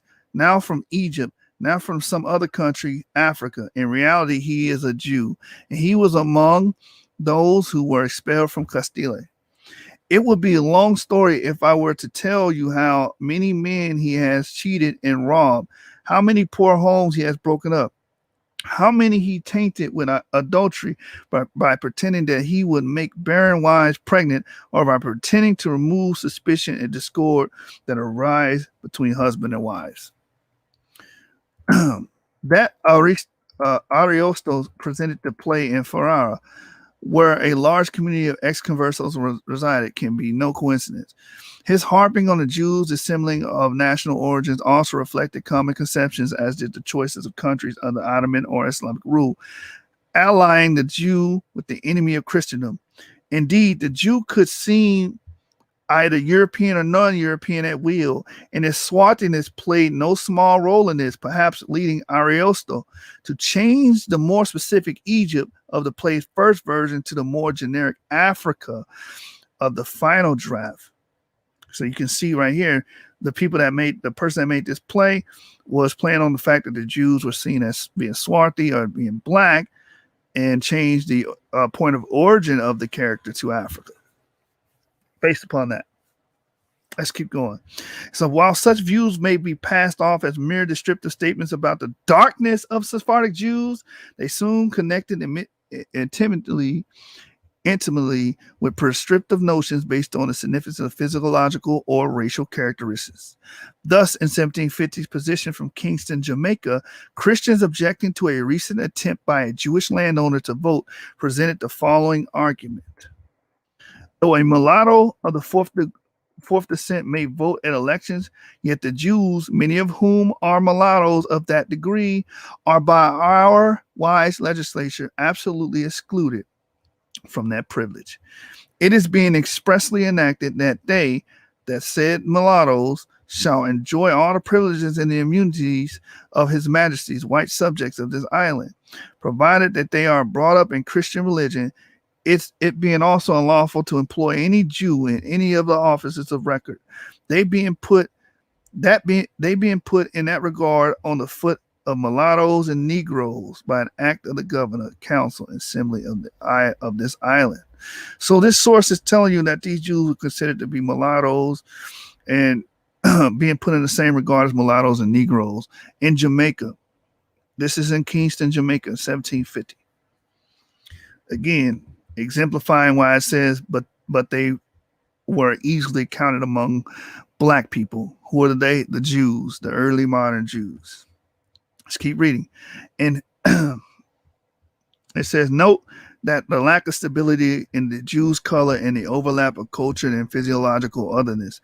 Many of the Jews were mulattoes of the fourth degree, that is, very light-skinned blacks.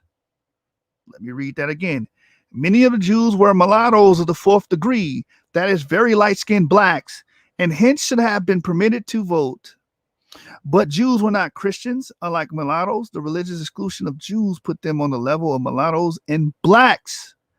Jews both were and were not blacks, were and were not whites. These various views of Jews branded them in David Roediger's terminology as not yet white. And this goes back to what I've been saying, like haven't been just one color, one set of phenotypes. This has pretty much been the history of Jews for years. You have black ones, you have white ones, and that's pretty much indicative of any so-called lineage or what we call race. And when I use the word race, I'm using the original term lineage. You can have black, white, you can have different phenotypes within that lineage. Let's keep reading. The Jewish gaze outward ramified significantly on the internal perception as well. The effort to clarify the blackness of Jews helped shape some seminal moments in the development of Jewish autoethnography. Medieval Jewish, let's keep going. Medieval Jewish response to observed differences in skin color took on an apologetic tone, as seen from these sources linking inner purity, beauty, and goodness with outer darkness, lowliness, and oppression. Judas Rosenthal cited a medieval manuscript of polemics advising Jews accused of being uglier than Christians to retort that before our temple was destroyed, we were more attractive. On the basis of Isaiah 52, 14 and 15, medieval Jewish exegetes agreed with their Christian and Muslim compatriots that Jews were darker than their neighbors. Let me read that again, because maybe y'all didn't get that. You know what I'm saying? When y'all hear Jew and black together, Jews dark, y'all close your mind down. Y'all shut down and go into a sunken place. That's what you guys do. So let me read that again. Let me read that one more time. Medieval Jewish exegetes agreed with their Christian and Muslim compatriots that Jews were darker than their neighbors, arguing that this difference resulted from the melancholia of the Jews. Many Jewish writers concerned with the lost 10 tribes used color as one indicator of their panoply, the panoply of measures of the authenticity, and status of exotic Jews. The Italian Rabbi Ovadia de Bertinoro wrote circa 1487 that he himself saw 2 Jews from Ethiopia who had been brought as slaves by Jews in Cairo and redeemed, and they were a little black, only not so black as the Cushites. Describing in a letter of 1488 in the land of Aden, Ovadia said that its inhabitants are somewhat black. It is unclear if this included the Jews residing there or not. A mid-16th century letter of Rabbi Yisrael of Jerusalem to Rabbi Avraham of Perugia, Italy, similarly described a prisoner ransomed by the Alexandrian Jewish community who related signs and wonders regarding the kingdom of the Jewish tribes. This prisoner may very well have been David ha-Rovini, the so-called messianic pretender. At first, the prisoner was said to be almost like a Cushite. Remember, this is a Jew that they're redeeming, and they're doing a law of redemption here. Yet it is very unclear from the text just who was a Cushite and who was not. The prisoner was described as a Cushite, yet the not quite Cushite prisoners seem to have been the Cushite with whom some well-to-do Ethiopian Jews left on their mission. While the efforts to fix the status of these various exotic Jews in Jewish communities come across as relatively neutral ethnographic observations, others possess more ethnocentric overtones. Harold Brackman cited the fascinating and revealing imitations made to the color scheme of Noah's 3 sons that appeared in the first printed edition of the early medieval text Pirkei de Rabbi Eliezer. Shem, originally black and pleasing. Let me read that again. Shem, originally black and pleasing, in earlier manuscripts was Europeanized to become white and pleasing. But the original manuscript of Pirkei Eliezer says Shem was black and pleasing. Black and pleasing. Again, this is why this book, Sephardic Atlantic, says, as Johnathan Schorsch has convincingly argued, early modern Jews were not automatically white, but they were easily counted among black people. It is literal. Let's keep going. It says Shem, originally black and pleasing in earlier manuscripts, was Europeanized, becoming white and pleasing. Ham's description, black as a crow, was evidently deemed too ambiguous and was changed to black and ugly. Yafet, whose whiteness originally signified a lack, now had his whiteness transformed to correspond with the new ideals of European beauty. He became entirely white and beautiful. Brackman, unclear on when these changes were made, wrote that these editorial revisions were in place by the 16th century from a thorough review of many manuscripts and early printed editions. I suspect that these changes derived from the 16th century itself. The second edition table of contents differed from the passages within. The one containing the color changes, the other not. The discrepancy evinces a responsible editorial hand contemporary with the printing. The first three editions date from 1514.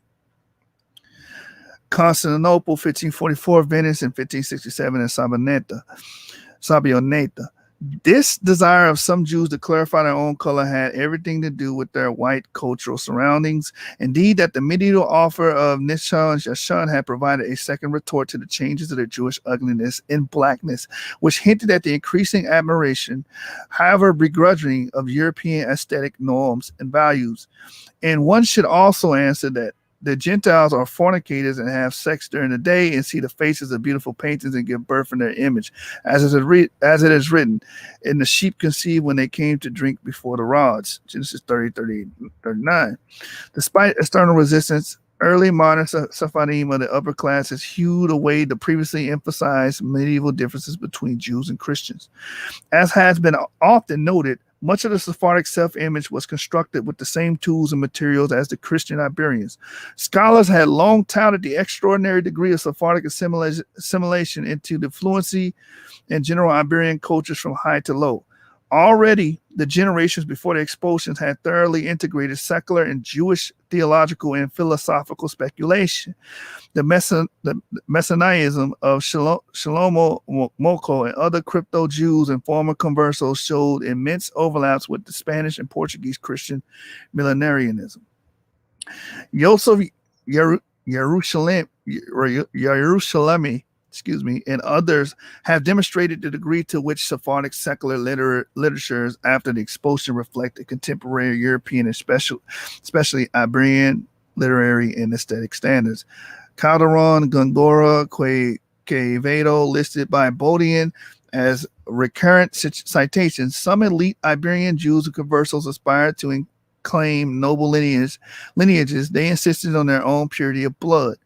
Bowden wrote to the impulse to continue Iberian social intellectual patterns among the Amsterdam Sephardim. Portuguese remained the predominant language among Amsterdam Sephardim until the late 18th century, among the Curaçoan Jews until the mid-19th century. In the era of the formation and solidification of Europeans' national identities, the color, ethnicity, and social status of Jews caused no small amount of anxiety among Jews. In these centuries, chronicler Elihu Kapsali told readers people who had never seen a Jew imagined that he lacked the form of a man. Shlomo Ibn Verga assumed that the Christian images that the Jew is but a human-shaped animal. As David S. Katz phrased it regarding England, the Jews were strangers in religion and language and appearance and in habits. In Northern Europe and its colonial territories, where many of the Sephardim fled, the issues of complexion must have contributed, especially among the elite, to the clarity of cultural differences setting off the Portuguese from their surroundings. In Bowden's fallacious phrasing, remember the Francois Maximilian Mission had in the 1690s rebuked the error that the Jews are all black, for this is only true of the Portuguese, emphasis added. Portuguese Jews were black. Then, according to even Mission, perhaps then more lies under the surface than the usual formation of conversal Isaac Cardoso's resorting to the proverbial line from the Song of Songs 1:6 in the dedication of his famous work of the apologetics La Excelencias de los Hebreos. Negro yo y hermosa, no me mires porque yo denegrira que me ennegreció el sol. I am black but beautiful. Do not look at me because I am blackened, degraded because the sun blackened me. Was it such equation of Jews and blackness that inspired some Jews to argue their own whiteness? It is probable that such usages were not merely metaphorical in the general moral sense. These discourses, Jewish and non-Jewish, continue to link outer appearance with inner character. If the Spanish were the best of all physical types stated by Frederick P. Bowser, then the African was near proximo as a royal decree phrased it.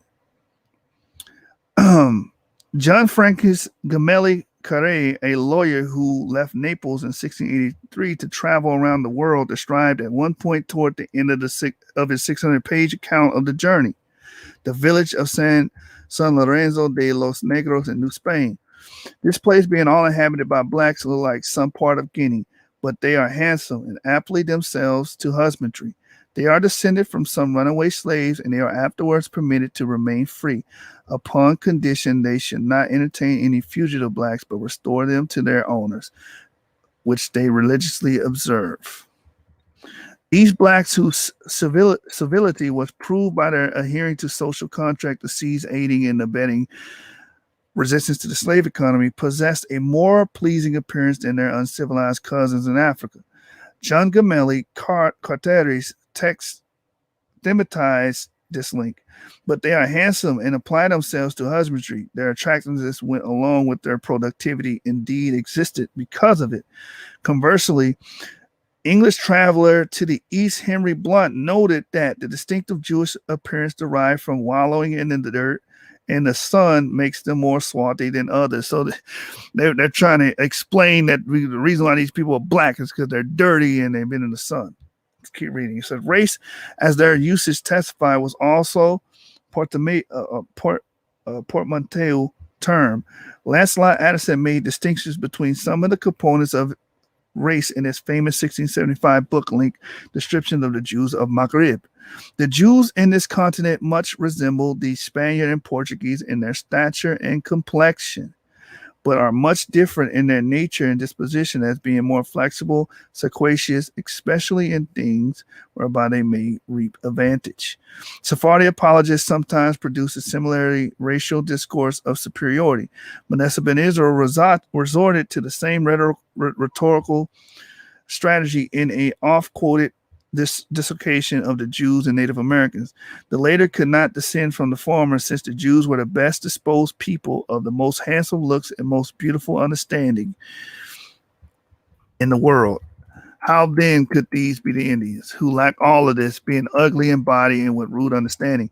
Manasseh's dissociation of Jews and Indians aimed directly at the more widely held opinion that Indians descended from Jews, since the Indians are fearful, ungrateful, weak, superstitious, shrewd, and lying, all properties of Jews. Isaac Cordesso cited Manasseh ben Israel declared in a good classical fashion the beloved and perfect characteristics of the Jews to be beauty, strength, honor, science, wisdom, children, and wealth, and which are enclosed all the things that make a person happy as regarding a beautiful body, and strength as regarding the external goods, honor, and wealth as regarding the goods of the soul, science, and wisdom. Daniel Levi Miguel de Barrios' history of the Amsterdam Sephardi community comprises an amazing hodgepodge of genealogical and other efforts to glorify the Jewish descendants of Shem. Noah claimed God the Creator, who was not the God of Lampheth, Japhet, nor of Ham, but rather Sem, because Sem conveyed his true knowledge to the Hebrew. The Jews elsewhere in the barrios exerted himself in refuting genealogical linkage between the Jews and the Indians or Ethiopians. Barrios was writing against the authors of Montuan, Jesuit Antonio Posaveno, circa 1533 and 1611, who have cited Prester John as an authority for the fact that the Abyssinians in general originated from Solomon in their aristocracy from Abraham. Bernardo Jose Aldrete, 1565 to 1645, canon of the church at Cordoba, had argued that ancient Hebrew had devolved into Ethiopian after the exile of Jews to that locale. Ancient writers, including Sulpicius Severus, circa 360 to 425, argued that the barbarian nations such as the Parthians, Medes, Indians, and Ethiopians descended from the Jews. But the early modern writers, including Barrios, probably were influenced by the appearance of the first Spanish translation of the Ethiopian royal chronicles, the Kebra Nagast, which detailed the Solomonic ancestry of the Christian kings of Ethiopia. De Barrios' distancing of Jews from Ethiopians was no mere genealogical exercise, but part of vividly living Iberian polemics about the cultural status of Jews, as is evident from its odd appearance in the history of the Sephardim of Amsterdam.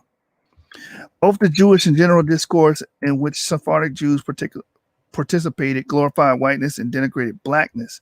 The constellation of signification surrounding whiteness linked it to a noble status, purity, and good looks. Wielding ancient literary conventions, several 16th and 17th century authors asserted that Adam and Noah, and presumably their wives, from whom sprang all humanity, had possessed white skin. In one poem, from whom sprang all humanity had, in one poem, the 17th century converso poet Antonio Enriquez Gomez had the first man, Adam, describe Eve with many of the total whiteness known to the rhetorical purse. Beautiful mistress of mine, on whose snowy whiteness the dawn moves, lily pristine, white and fair, who amid coral keeps her store of pure crystal waters. The golden tresses of your hair appear as a flock of goats, and the whiteness of Aurora and your handsome tower-like neck and the 10 lilies are composed your beautiful hands of white. Although Eve's response to Adam played with the songs 5 and 11, his hair curled and black as a raven, Enriquez omits the vulgar reference that the raven portrays the lover as fair-headed. Idolized white skin face both physical and metaphysical threats. Madrid-born ex-converso Abraham Pereira included among the corporal ravages of the old age the fact that the white hands are turned the color of ash. Pure hands, as aphoristic logic had it, were white, contaminated with sin, they blacken. No matter how white your hands are, if you handle carbon, they have to get sooty. The plethora of Ladino, Judeo-Spanish songs include not a few in which the heroes and heroines constantly drew white characterization and the villains' lowly black attributes. One lyric, Tarquino y Lucrecia, featured a cuckolded husband threatening to avenge the affair of his wife by killing her in the bed alongside one of the black slaves, thus destroying her reputation. Consider also the old and widespread song adopted by the Sephardic Jews. Morena me llaman. Morena me llaman. Let me just read it in English. They call me dark, but I was born white. For walking as a virgin in the sun, I lost my color. Dark's the king's sons call me. If he calls me so another time, I will go off with him. So this is what these, real quick commentary on this, these Sephardim were singing this song. They call me dark. They call me dark. They call me dark. Okay, reading. This lyric was known on the Iberian Peninsula from the early songbooks and partakes of the genre of lyrics defending dark-haired and dark-skinned women. The great Spanish playwright Lope de Vega served a Señor Discretos recorded a 17th century form. The Sephardic song's initial couplet attested in various and early cancioneros connected the problematic exterior hue to an internal moral tarnish. Here's another song. Though I'm dark, I was born white. Watching cattle, I lost my color. So the Sephardim was singing these songs reflecting what? That some of these people were dark-skinned. And again, this is why the Sephardic Atlantic says, as Johnathan Schorsch has convincingly argued, early modern Jews were not automatically white, but they were easily counted among black people. And when you go to the reference, it tells you to read this, and this is why. The couplet's darkling is meant to play punily with the different meaning of the cognate terms ganado, cattle, ganar, to earn, to profit, etc. My reading finds corroboration in a statement made by scholars treating a crypto-Jewish novel of 16th century Portugal, in which the hero says that he went to. Oh, crap! I didn't mean to go that far up. That he went to the fields of the Tejo, i.e., Lisbon, to rescue his cattle, which in the pastoral code means that he went to improve his worldly situation. In the Ladino ballad, then the Jewish visage is darkened by the maternal material desires. Whiteness took an additional significance with the increased Iberian conflict with Muslims and then increased conflict with other non-European peoples. It is acquired from the importance of the colonial territories where such conflicts took on a demographic and not merely a conceptual character, one that remained persistent and required stark segregation of sides. Rebellious millenarian slaves in the 1580s, Brazil, both Amerindians and blacks were already employing this vocabulary. They believed and certainly hoped that God was coming now to free them from their captivity and to make them lords of the white people. As one informant to the Lisbon and Inquisition puts it, by the 16th and certainly the 17th century, whiteness carried quite real social effects in the colonies of European power and in the metropoles of an increasing number of European colonial powers. It might well determine what professions you could practice, what organization you could join, and whom you could marry.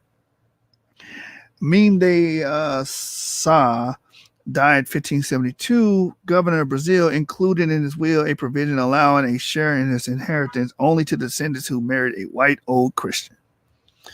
A few direct summoning by Jews of whiteness surfaced in the 17th century.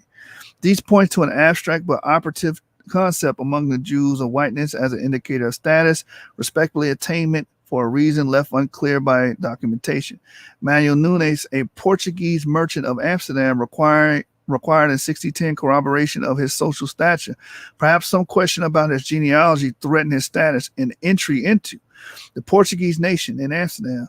Financial difficulties may have stood behind his need, as on 19th of May of that year, another merchant, Hendrik Broen, later a director of West India Company, had notarized a registration of protest of non-payment of Nunes for a bill of exchange.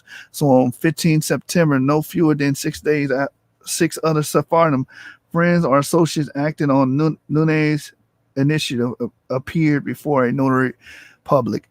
They declared that Manuel Nunes is the son of Fernando Rodriguez and Leonor Nunes in Lisbon, that he is the son of a white father and a mother, that neither of them have any part Morisco blood nor blood of blacks. In order to assuage his debtors and doubters, Nunes had some associates record an official statement of his quality, which not coincidentally emphasizes social and inherited purity. One wonders about the exact formulation. The general source of the terminology existed in the standard contemporary Portuguese discourse about purity of blood. Perhaps the intended audience of this declaration resided in Iberian Catholic territories, and it is they who have worried about Nunes' bloodlines. Yet the terminological evocation of Nunes' friends neglected, obviously, his Jewish blood. In other words, it specified just which elements of the blood period discourse these Sephardim found useful in the Amsterdam outposts of the Iberian commercial empire.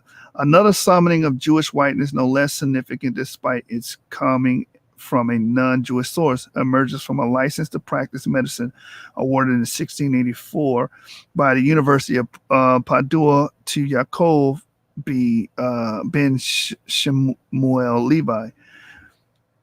This doctor's certificate presents a despatch whose borders are thick with a colorful riot of ornately drawn plants, insects, and peacocks.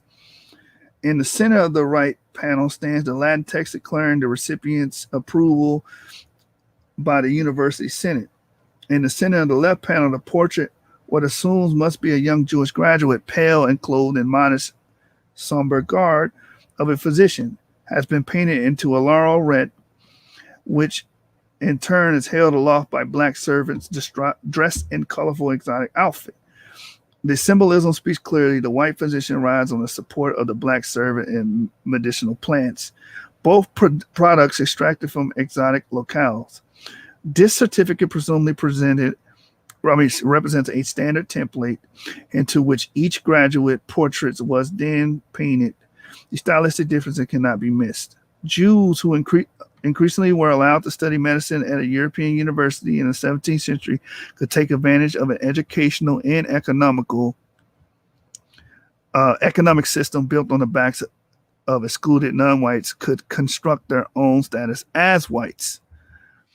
Finally, Rabbi Saul Levi Mortera's description of the basic social status of the soldiers fighting with the Portuguese against the Dutch and Jews in Brazil, quoted in chapter 5, comprises an implicit arrangement of Jews as whites. He deemed the inclusion of these enemies' lowly status, beginning with blacks, mulattoes, as critical to his argument, positing that Jews as especially favored by God as noble, pure, and effectively unlike their base Brazilian enemy minions as white. I am not trying to link many citations included here into a linear development of Jewish whiteness.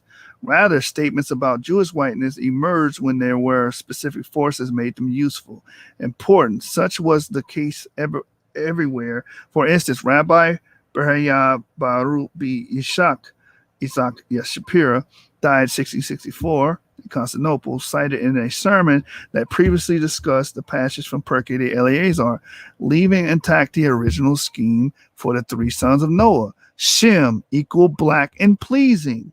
Ham equal black as raven, Yvette entirely white, which evidently posed no problem for him. In the 17th century Sephardic Amsterdam, however, the intellectual, emotional, and theological prioritization of whiteness, worries about the perceived Jewish blackness, increasing colonial opportunities and mindsets, and the anxiety of some congregants over the visibility of black and mulatto slaves within their own community led to an increased application of black-white discourse. The efforts of former conversos writers to assert the whiteness of Sephardic Jews and those of the barrios to distinct Jews from Indians and Ethiopians in its history of the Amsterdam Sephardic community reflect this context of seeing Jews, Ethiopians, American Indians as distant relatives, linked often because of their presumed inferiority and superstitions primitively. Efforts to establish social and administrative distance between whites and blacks within the Jewish community arose in the 17th century, Amsterdam and Cochin, India. Themes to be picked up in the next chapter. It was evidently worrisome themes, I argue, that helped discourage the absorption of non-white slaves in Judaism in the Jewish community. And that's the chapter. All right? What's going on, man? What's going on?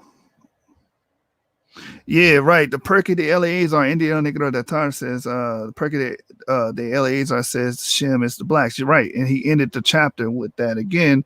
And Jews had no problem with, a particular Jew didn't have a problem with Shem, with it saying that Shem equals black and pleasing.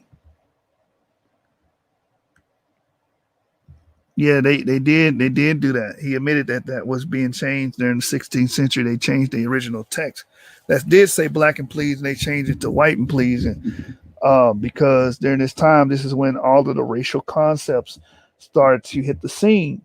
The concept of whites being superior, blacks being inferior, blacks being slaves, and typecasted as slaves came during this time.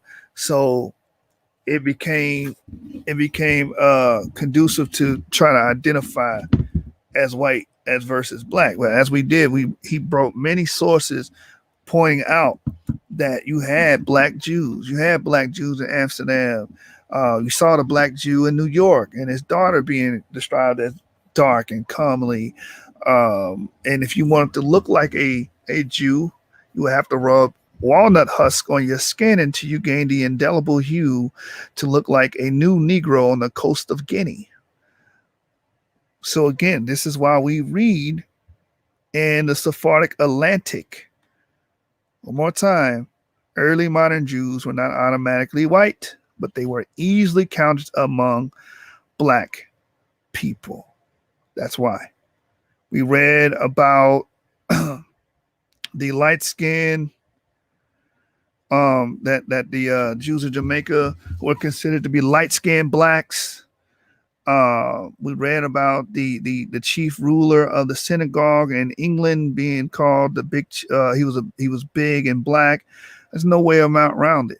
These Jews were counted among the black people. So anybody saying there's no such thing as black Jews is a farce. That's just false. They're not studied. They're not educated in the area, and they shouldn't be speaking on it. You know what I mean? At least study. All right, let me check some of these comments out. Right. It did say that the bottom of page 184 says Shem was originally black until the Europeans whitewashed the text. Yes. And they even discuss how they know that that's the case. They can see that it did not fit.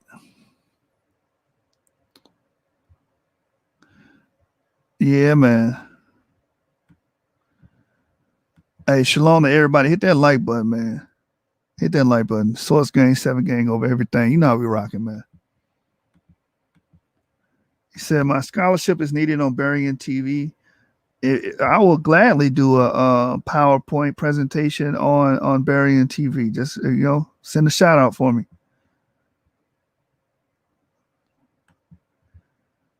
Yeah, there are black Jews and black Arabs.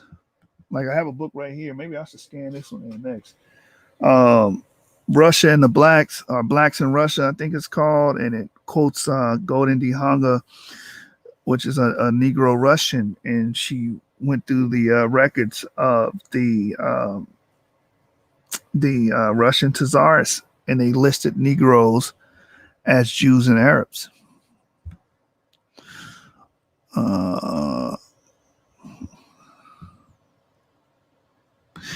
Ramal Yahoo said there's too many documents about Portuguese Jews being black with coarse hair, small chin, and etc. Yeah, man. There's a plethora of sources describing the Sephardi Jew, Portuguese Jews as being somatically black. There's no way around it. These people are physically black. He said, I told Barry and holler at y'all, but he probably scared. I don't know why. I mean, anybody's welcome to come on our channel. I don't know how he'd be scared. I don't even know what does Barry and TV teach. Okay, Low Avenues, what is your Y DNA, man? Low Avenue said he got his DNA results back, y'all. So I'm anxious to hear what the brother's DNA came back as. But yeah, man, anybody saying that we're no black Jews or they were all converts, this chapter deals with all of that. First of all, conversion was a rare. Oh, this brother's EP52. Let's plug you in the phylogeny. Let's see your phylogeny, phylogenetic tree. So you said you're EP252. EP252.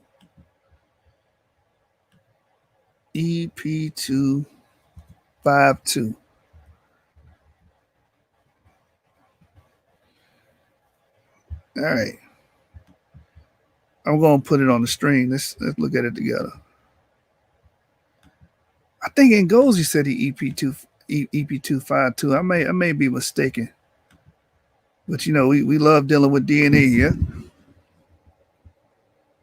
All right. Let me pull up the genetic tree. Let me pull this. I got so many damn tabs open.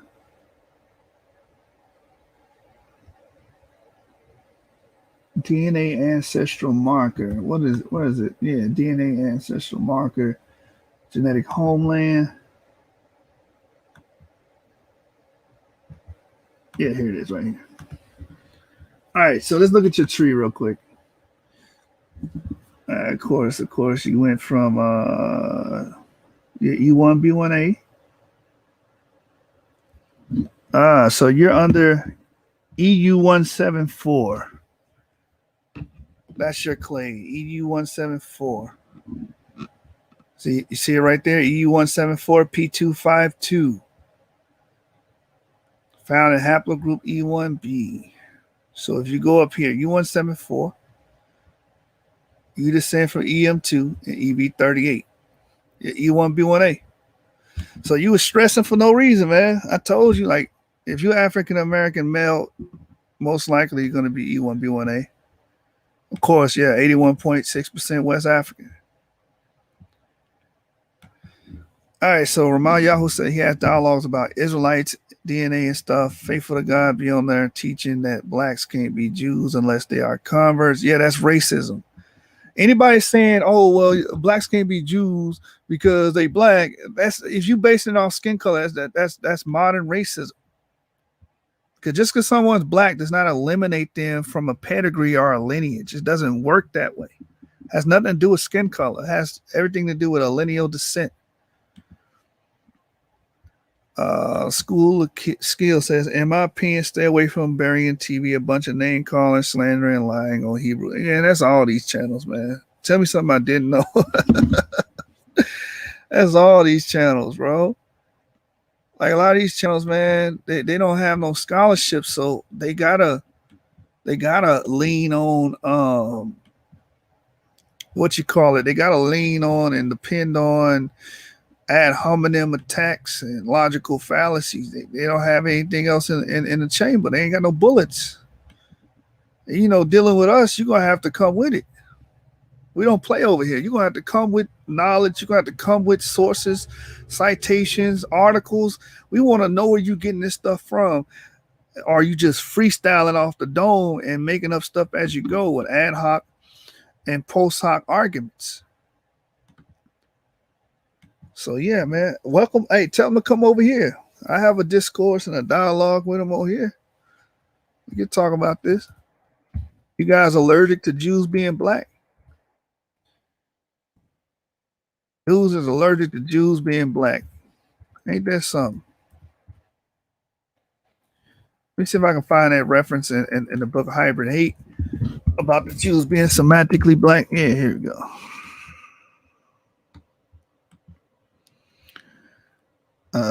Where is it at? Yeah, this is in a book, Hybrid Hate. Let me pull this up, give y'all a little something extra. Yeah, man, facts. Love yourself. Yes, I do consider E1B1B as Israelites as well. I love being a Hebrew and I love being an Israelite. Israelim. Ramal Yahoo, Yashub, email Barian at BarianTeacher@gmail. That channel definitely would drop their jaws with what you present. Barian is search for truth. He's searching for truth, honestly. I'm one of his biggest critics. Okay. Yeah, I just said that. Yeah, I consider clades of E1B1B to be Israelites. I consider E1B1B being Israelites. E3B.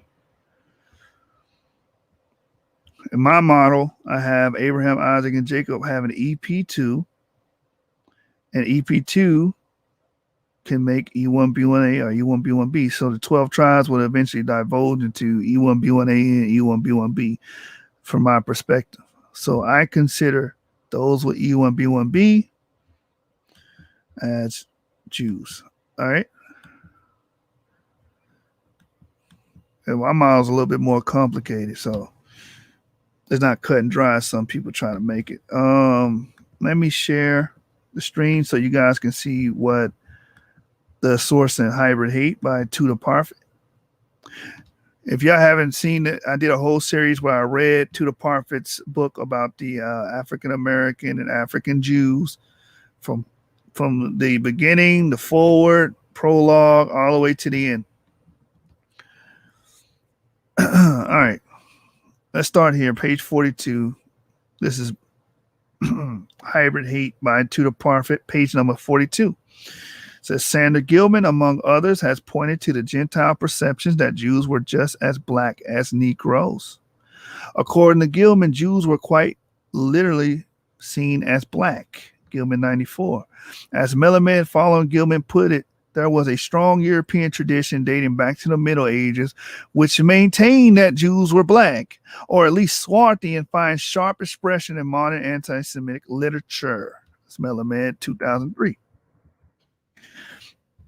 High Cohen in the revisionist article shows that some, but not all, of the evidence used to support the notion of a long continued tradition perceived Jewish blackness, in fact, does no such thing. But he also provides some new evidence of his own perception of Jewish blackness. High Cohen 2018. Much of the evidence produced by Gilman and Melamed stands, and a good deal more evidence is provided throughout this book. But such evidence should be understood in the context of overarching caveat that the general concept of Jewish color was chronically unstable. So what did he just say? Much of the evidence produced by Gilman and Melamed stands. What was the evidence were they bringing out? Gilman said the Jews were quite literally seen as black. You had this High Cohen fella trying to debunk that, but the evidence still stands. That's what Tudor Parfit is reiterating in his book. Nonetheless, there clearly was a long-standing discourse not only in religious and liturgical works, but also in early naturalist writing that constructed the color of Jews not simply as metaphorically black through their perceived relationship with, for instance, transgression, but also somatically black. Somatically means physically. These guys were physically black. As early as the 12th century, not only theology, but medicine and natural science conspired to treat the Jews, black or dark complexion, not only as an image of the soul, but also the empirical facts supported by scientific explanation. So these people were seen as being black. Get over it. There's a such thing as black Jews in history. Physically, not none of that metaphorical stuff you guys try to run to. All right, there's one more quote I want to get out of here. And we're going to look at some DNA. Let me open that back up for you.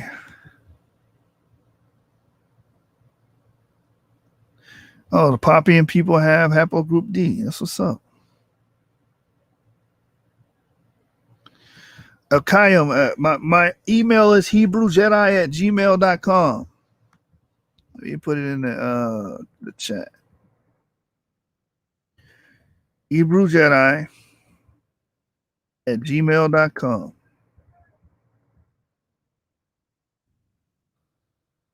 There you go.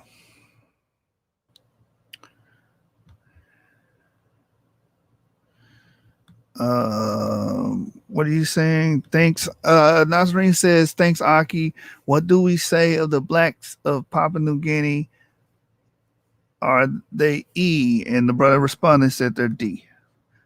Yeah, so you can't go off skin colors. All black people are genetically not the same.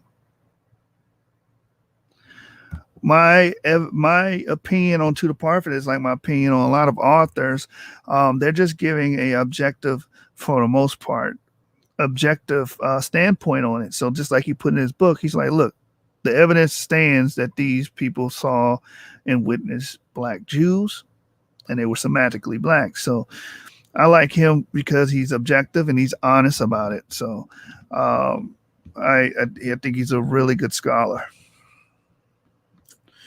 Let me share the screen again. We're going to read one more page from Tudor Parfit's Hybrid Hate. Again, if you haven't seen the video, I did a video covering 2 chapters in that book dealing with this topic. So right here says, one of the arguments deployed to explain the darkness or the blackness of the Jews was the food they ate. So this is the naturalistic people trying to figure out why these people are black, right? In 1599, Henry Boots died in 1632. One-time master of Corpus Christi College, Cambridge, produced an entertaining food guide called the Diet's Dry Dinner. He noted correctly that the Jews were great lovers of goose, which creature, according to him, filled the body with superfluous humors. This resulted in the Jews being passing melancholious, their color swart, black, and their disease very perilous.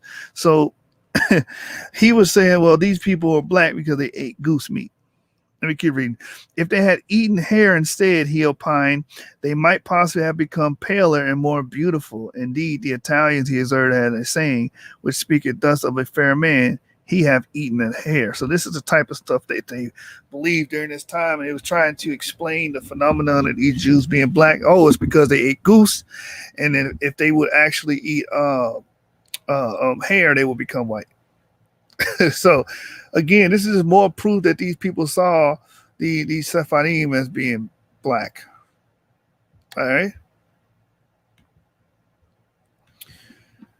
All right. We do real scholarship and research over here. You know how we rocking, man. Hit that like button, subscribe to the channel.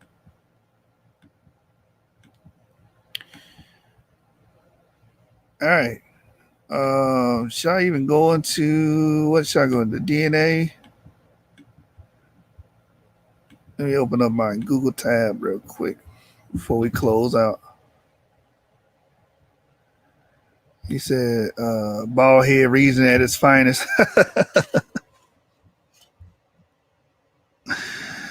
Woo. Let's see.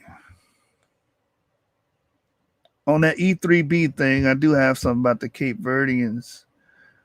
And this is why I look at the Jews with E3B as being actual authentic Jews from my standpoint, right? So this is an article, Y Chromosomal Lineages in the Cabo Verde Islands, witnessing the diverse geographic origin of its first male settlers.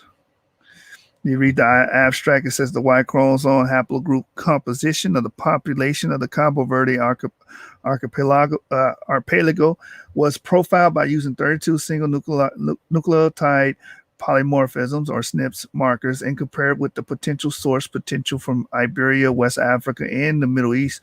According to the traditional view, the major proportion of the founding populations of Cabo Verde was of West African ancestry, with the addition of a minor fraction of male colonizers from Europe. Unexpectedly, more than half of the paternal lineages, 53% of Cabo Verdeans, clustered in haplogroups I, J, K, and R1, which are characteristics of populations of Europe and the Middle East, while being absent in the probable West African source population of the Guinea-Bissau.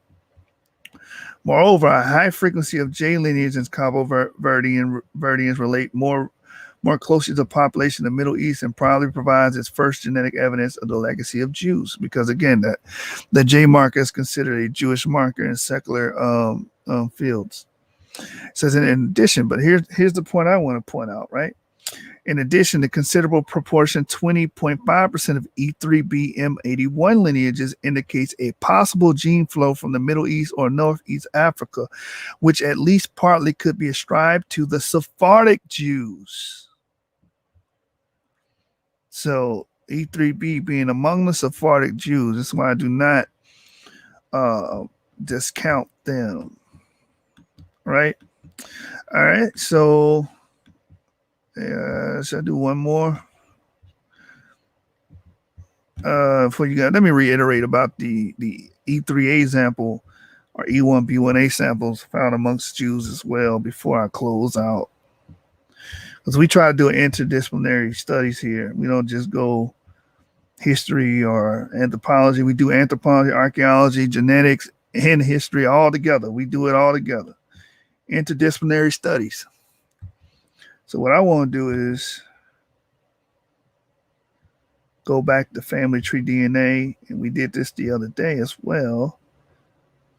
Let me get this genetic tree so I can show you the relationship at U1B1A on genetichomeland.com, which is a good tool for mapping and charting your phylogenetic tree. Let me go here and have it loaded up for you. So I don't have to keep opening and closing the share button. All right, check this out. This will be my last point, and I'm out.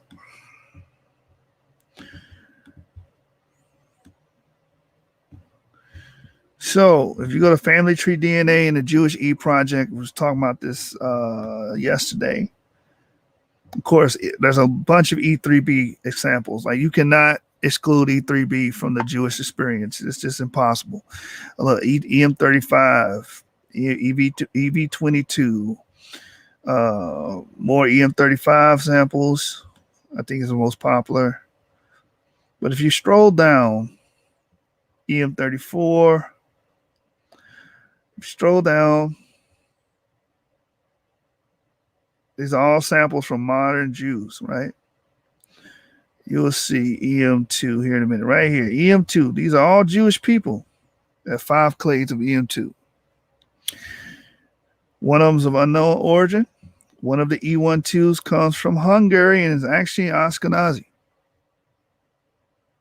says it right there. I'll blow this up. Maybe you guys are not seeing it. There you go. Mandel, Ashkenazi, Hungary is the ancestor. And it's obviously E1B1A. EP177, I believe, is one mutation removed from EV38. And this one right here, Thomas Smith the second, born 1700 in Prince PW County. I actually looked this person up. He was a farmer. He's Jewish. He's a Jew. And he's ECTS 9954. And most likely he could have been a white European male. And that's why, again, you can't judge people based upon looks. You just can't do it. This is a sub-Saharan African DNA clade. So we're going to copy and we're going to put it in the genetic homeland of pedigree display. Good tool to, if you want to figure out what branch you're on. So search. And you're going to clearly see that this man's DNA that was found in Virginia. So anybody said there were no Jews, there were no Jews that we're connected to in America. That's false. 1700. This is when this man was born. He was born around 1700, and he is E1B1A. How do we know that? Look, M2. The 15th level of his phylogenetic tree is M2, which mutated from V38, and it kept mutating. U175 kept mutating all the way down here to CTS 9954. This man is E1B1A. Right? Thomas Smith II, born 1700, PW County, Virginia. And then you have James Lau, born 1858 and died 1900, United States, Native American, also EM2. So we have the genetic evidence. Also, as well, the cell tomes is like 80% Jew, 80% E1B1A, E3A, and in the 20th century, it's recorded that a lot of them were still relating that they were Jews. All right, so I'm gonna end there, and we pretty much we covered a lot of ground on this one. Jews can be counted among Black people according to Johnathan Schorsch's work and the various historical references that he brought forth.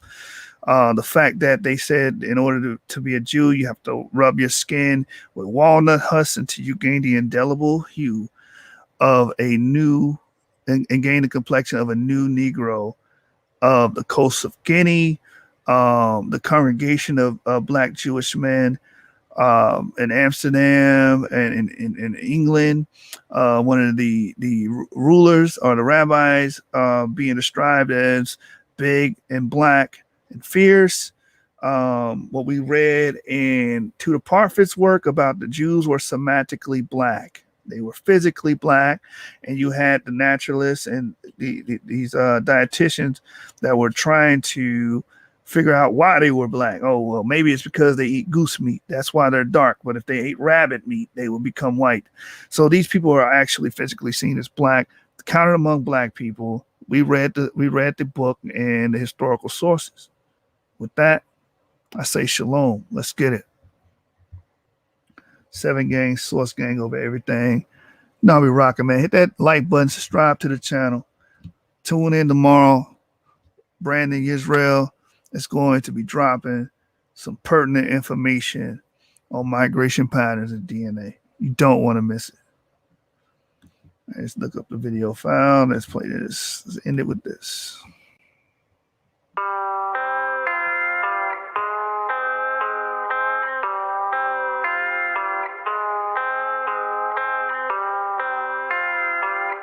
Big business. RSK, let it play, boy. When I tell them I'm an Israelite, it's big business, not miniature. Serving same thing as minister. Kill the flesh, how to finish them. These commandments, they'll sustain you. I'm surrounded by these angels. I ain't worried, I'm protected from seen and unseen dangers. When I tell them I'm an Israelite, it's big business, not miniature. Serving same thing as minister. Kill the flesh, how to finish them. These commandments, they'll sustain you. I'm surrounded by these angels. I ain't worried, I'm protected from seen and unseen dangers. I wake up and say me a prayer. Brush my teeth, babe, then I throw on some threads. Wash my face, grab a cup, pour me some yum. Put on my backpack, then I'm off to the bread. I eat these devils for breakfast, gotta be careful. Whole lot of blood being shed in the streets. World is so wicked, I weep for the living. I drop a free cheer for the dead. All my white friends in my pocket, or either they loading onto this black card that I swipe. Say every time that I drop it, the verses be hitting more harder than problems of life. Rich, I collected 2 pennies from every person that willingly gave me advice. Being afraid can't exist in my spirit. I'm fearing no man but the Father in Christ. I put in work with the brothers. We stood on them corners from 10 to like 9 the same night, teaching our people the gospel, equipped with a camera, some posters, some speakers, and mic. Every time that I see mama, she telling me, son, you gotta walk in the light. Christ, the bread of heaven, keep feeding my spirit, and I want a low, not a slide. When I tell them I'm an Israelite, it's big business, not miniature. Serving same thing as minister. Kill the flesh, how to finish them. These commandments, they'll sustain you. I'm surrounded by these angels. I ain't worried, I'm protected from seen and unseen dangers. When I tell them I'm an Israelite, it's big business, not miniature. Serving same thing as minister. Kill the flesh, how to finish them. These commandments, they'll sustain you. I'm surrounded by these angels. I ain't worried, I'm protected from seen and unseen dangers. When I tell you I'm an Israelite, tribe of Judah, don't you take it personal. Plead the blood on these demons, we purging them. Don't entertain Jezebels, we be curving them. Ayy, I got a ribbon, she virtuous. In person, this blue life ain't virtual. I can't forget when I heard the truth. I got cut with that word, it got surgical. Conviction can lead to repentance. I pray these verses encourage you. We repented, now we on the vertical. Judah rising, see Isaiah 32. Big business, nothing minuscule. I picked up that pen back in middle school. Guard your light and take heed who you listen to. Watch your mouth and your ears and your vision too. Hashatan and Shalkani won't finish you. In Mortal Kombat, this war is not physical. Gird your loins up and follow the general. Messiah is coming, that's scriptural. You gotta starve your flesh. The real war ain't even started yet. This look like a setup for a second exodus. I'm trying to be where the water at. Let's get it. When I tell them I'm an Israelite, it's big business, not miniature. Serving same thing as minister. Kill the flesh, how to finish them. These commandments, they'll sustain you. I'm surrounded by these angels. I ain't worried, I'm protected from seen and unseen dangers. When I tell them I'm an Israelite, it's big business, not miniature. Serving same thing as minister. Kill the flesh, how to finish them. These commandments, they'll sustain you. I'm surrounded by these angels. I ain't worried, I'm protected from seen and unseen dangers.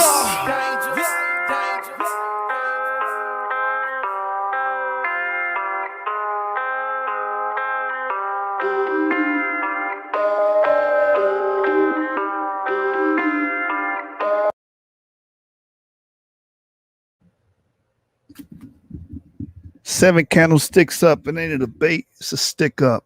Gang.